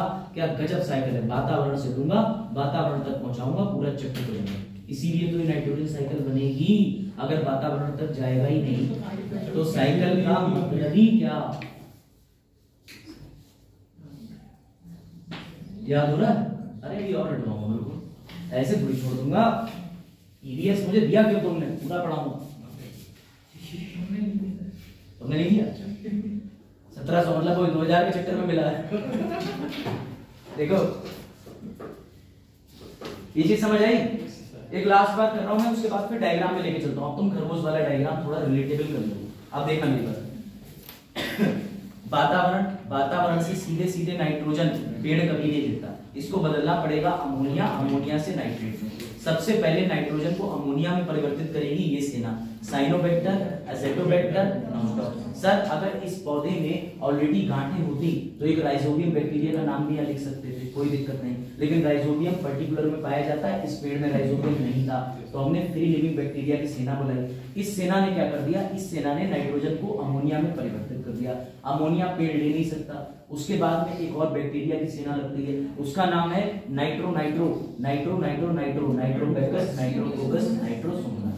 ये क्या करेंगे? सीधे नाइट्रेट में परिवर्तित करके पेड़ में डाल देंगे। पेड़ को मिल गया, पेड़ से कोई भी जीव जंतु इंसान भी कोई भी खाएगा। अगर किसी ने खाने के बाद खेतों में जाके कुछ कर दिया, समझ गए, तो भैया क्या होगा? वहां से सेना उस तोड़ेगी। क्यों? क्योंकि उसको तोड़ने के लिए सेना फिर से आ जाएगी और सेना उस वेस्ट को तोड़ के उसमें से निकालेगी नाइट्रोजन का नाइट्रेट। अब नाइट्रेट तो डायरेक्ट कर नहीं सकते, तो वो भी अमोनिया की स्टेज तक ले जाएगा वेस्ट को। कैसे ले जाएगा? इनके माध्यम से, प्रोटियस, बैसिलस, क्लोस्ट्रिडियम ले गया। ये सीधे वेस्ट को कहां ले जा रहे हैं? इस वाली स्टेप पे, स्टेप 2 पे, इस वाली स्टेप पे ले जाने के बाद वापस से तुम्हें पता है अमोनिया दे दिया, अमोनिया वेस्ट से आ गया, अमोनिया किसमें परिवर्तित होगा? नाइट्रेट में। ये पेड़ ले लेगा। लेकिन पेड़ की एक हद है ना, तुम्हें बारात में अनलिमिटेड रोटी दिखती है, खाओगे तो तुम 4 5 6 8 18 ही, 18 भी सर बहुत बता दिया आपने, होते हैं कुछ पुड़ी वाले खाए जाते हैं 16 17, तो उतनी खाओगे ना। अब जितनी पुड़ी तुम्हें चाहिए उतनी ले ली। पेड़ को जितनी नाइट्रोजन की आवश्यकता है उतनी ले लेगा। लेकिन हमारे चक्र को पूरा करने के लिए 2 चीजें चाहिए, एक्स्ट्रा नाइट्रोजन वातावरण में और जितना पेड़ को चाहिए उतना। तो लास्ट में अकेला सिंगल बैक्टीरिया है सूडोमोनास, ये वातावरण में वापस भेज देता है। अब बताओ तुम्हें ये चक्र समझने में कोई डाउट हुआ हो तो बताओ, फिर भी मैं एक बार रिपीट करूंगा। बताओ, मैंने कहा ना जब तक ये रटना जाए, नाम बोलो बैक्टीरिया के, घर पे इसे बनाना होमवर्क में 3 बार बना हुआ होना चाहिए। अब जब 2 दिन बाद मिलोगे सैटरडे को, जिसकी कॉपी में ये चक्र बना हुआ नहीं मिला, 3 बार, कम से कम 3 बार, आज जाके बनाना है, कल छुट्टी है, कल बनाना है, परसों बनाना है। तुम्हारी बेहतरी के लिए बता रहा हूं, मेरा कुछ नहीं जा रहा। और यहाँ खड़े होकर के कॉपी चेक करूंगा, कॉपी अगर ऐसे कॉपी में 3 बार नहीं बना हुआ एंट्री इधर से आओगे, इधर वेद प्रकाश को खड़ा कर दो। अब बताओ, अच्छा वो बता दिया आपने। तो अब बताओ, जब दोनों जगह पे क्रॉस चेक करने के लिए लग जाएंगे, क्योंकि देखो तुम्हारे फायदे के लिए मुझे जो करना है कर सकता, और 2 दिन की छुट्टी भी है और इतना जटिल काम नहीं है, क्योंकि तुम एक बार में नहीं बना पाए तो तुम भूलोगे, भूलने के बाद तुम 2 दिन बाद डाउट लेके आओगे, तुमको खुशी होगी कि यार कौन सी स्टेप बच्चा भूल रहा है। दिखने में, समझाने में, समझने में तीनों जगह अंतर होता है। तुम्हें जैसा ये दिख रहा है वैसा समझ में आ जाए और वैसा शिक्षक समझा ले, कोई पॉसिबिलिटी नहीं। जब खुद बनाओगे तब मजा आएगा। हाँ, ये जो फोर्थ वाला आपने स्टेप बताया, जो एक्स्ट्रा वाला, ये एक्स्ट्रा से लेंगे, जैसे पेड़ के पास से तुरंत ऊपर लिए, यहाँ इस वाली स्टेप के बाद ये यहाँ से मैं साफ वाला बना दे रहा हूँ, साफ वाला बना दे रहा हूँ। अरे साफ बनाया सुनील, रुक जाओ, फोटो खींचना साफ वाले, ऐसी बनाना तुम्हारी। अरे ऐसी तुम्हें कार्बन फास्फोरस चक्कर में मजा आ जाएगा, चिंता मत। वाटर साइकिल में, वाटर चक्र में देखो, जब तक आपको याद ना हो ना तब तक मजा नहीं आता। उससे पहले ये लो, ये सस्ता वाला डायग्राम देखो, सस्ता वाला समझना। नाइट्रोजन, अब एक देखो इसमें एक सवाल बना था, बड़ा प्यारा सवाल था, नाइट्रोजन का भंडार पूरे चक्र में किसे बोलोगे? सर वातावरण, 78% नाइट्रोजन हुई, तो रिजर्वायर यानी भंडार क्या हुआ? एटमॉस्फेयर। यहाँ से सॉइल में नाइट्रोजन लेने के लिए ये रखे राइजोबियम, अगर है तो सही, नहीं है तो कोई बात नहीं। तो कौन लगेगा? CAN। कौन लगेगा? साइनो एज़ोटोबैक्टर, साइनोबैक्टीरिया, एज़ोटोबैक्टर, ये क्या कर देंगे सर, अमोनिया NH3। इसके बाद कौन नाइट्रेट में परिवर्तित करेगा, नाइट्रोबैक्टर, नाइट्रोकोकस, नाइट्रोसोमा। ये कहां ले जाएंगे, तो सर ये ले जाएंगे यहां तक, सौंगीकरण करा देंगे पेड़ में प्रवेश, पेड़ में प्रवेश। पेड़ से कौन खाएगा, रैबिट। रैबिट क्या निकालेगा, वेस्ट। वो वेस्ट को अमोनिफिकेशन कराने के लिए कौन लगेगा, बैसिलस, प्रोटियस, क्लोस्ट्रिडियम। कहां ले जाएंगे, वापस अमोनिया वाली स्टेज पे। अमोनिया से फिर से चक्र घूमेगा और चक्र घूमने के बाद पेड़ तक डाल देगा और जो एक्स्ट्रा होगी वो निकल जाएगी सूडोमोनास। ये चीज आई समझ में? तो लो फिर जटिल डायग्राम देख लो। अब इस डायग्राम को जरा देखने की कोशिश करना, छोटा है लेकिन अब तुम्हें समझ आएगा। जहां जहां फिंगर रखूं वहीं स्पेशल अटेंशन, काबिल मत बनना। पूछ यहां रहा हूं, बता इसका मतलब है गलत। सर खरगोश भी भूल जाओ। सबसे पहले फलीदार पौधे, इसमें राइजोबियम होता है, काम खत्म हो गया। अगर ऐसे पौधे जिसमें राइजोबियम नहीं है तो उसमें नाइट्रोजन फिक्स होगा, फिक्स होगा। पहले हमारी सेना यहां लग जाएगी, ये नाइट्रोजन को फिक्स कर देंगे। फिक्स का मतलब है कि उसको तोड़ देंगे, नाइट्रोजन को तोड़ देंगे उस तरीके से, उस पदार्थ में जो पेड़ दे सके। तो इसे कहते हैं अमोनिफिकेशन। इन्होंने किसमें परिवर्तित कर दिया, अमोनिया में। लेकिन अमोनिया क्या पेड़ पौधे डायरेक्ट ले लेंगे, नहीं। तो अमोनिफिकेशन के बाद में 3 सेना लग रही थी, नाइट्रो नाइट्रो नाइट्रो, 3 सेना। नाइट्रो के बाद में फिर क्या होगा, नाइट्रेट में परिवर्तित कर देगी सेना। 2 सेना पेड़ तक पहुंचा दे रही, 2 सेना पेड़ तक पहुंचा रही है। एक सेना उसके खाए हुए जीव जंतु के वेस्ट को तोड़ के वापस ला रही है अमोनिया में, फिर से दूसरी सेना उसको पहुंचा दे रही है और लास्ट में सारी की सारी सेना लग लगा करके एक ही काम कर रही है, सूडोमोनास वाला। तो पहले रहिए,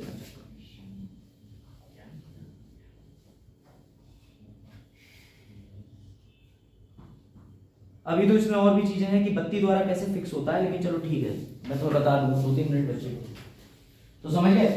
सर हवा से मिट्टी में कौन ला रहा, ये सर अमोनिया से नाइट्रेट में कौन परिवर्तित कर रहा, नाइट्रिफिकेशन कौन कर रहा, ये। सर अमोनिया में वापस से वेस्ट को, वेस्ट खरगोश का वेस्ट कौन लेके आ रहा, ये 3। और लास्ट में पर्यावरण में कौन फेंक दे रहा, सूडोमोनास। ये तुम्हें पता होना चाहिए। 1 2 3 4 ये अलग अलग बुक्स में अलग अलग फैले हुए हैं, इकट्ठे कहीं नहीं दिए। लेकिन विश्वास करो, अगर तुमने ये साइकिल पूरी बना दी मेंस में तो वो तुम्हारा फैन हो जाएगा, क्योंकि इससे बाहर तुम कहां ले जाओगे। तुमने बैक्टीरिया के चारों ग्रुप बता दिए, तो फिर सर आपने ये बैक्टीरिया के ग्रुप हमें क्यों बताए, क्योंकि यूपीएससी ने सवाल इन बैक्टीरिया के ग्रुप में पूछा था और ये रहे अभी इनके अंदर कुछ नाम और इससे उठा करके यूपीएससी ने पूछ लिया था कि इनमें से ये जो है किसके समूह है, कौन से वाले बैक्टीरिया है। तो ये सब के सब नाइट्रोजन फिक्स करने वाले बैक्टीरिया। अभी सेना और है लेकिन उतनी सेना पर्याप्त है जिससे तुम्हारा नाइट्रोजन पर्यावरण की, वातावरण से, हवा से करके निकल जाए, उससे ज्यादा की नीड नहीं। मेरी बात आई समझ में या नहीं?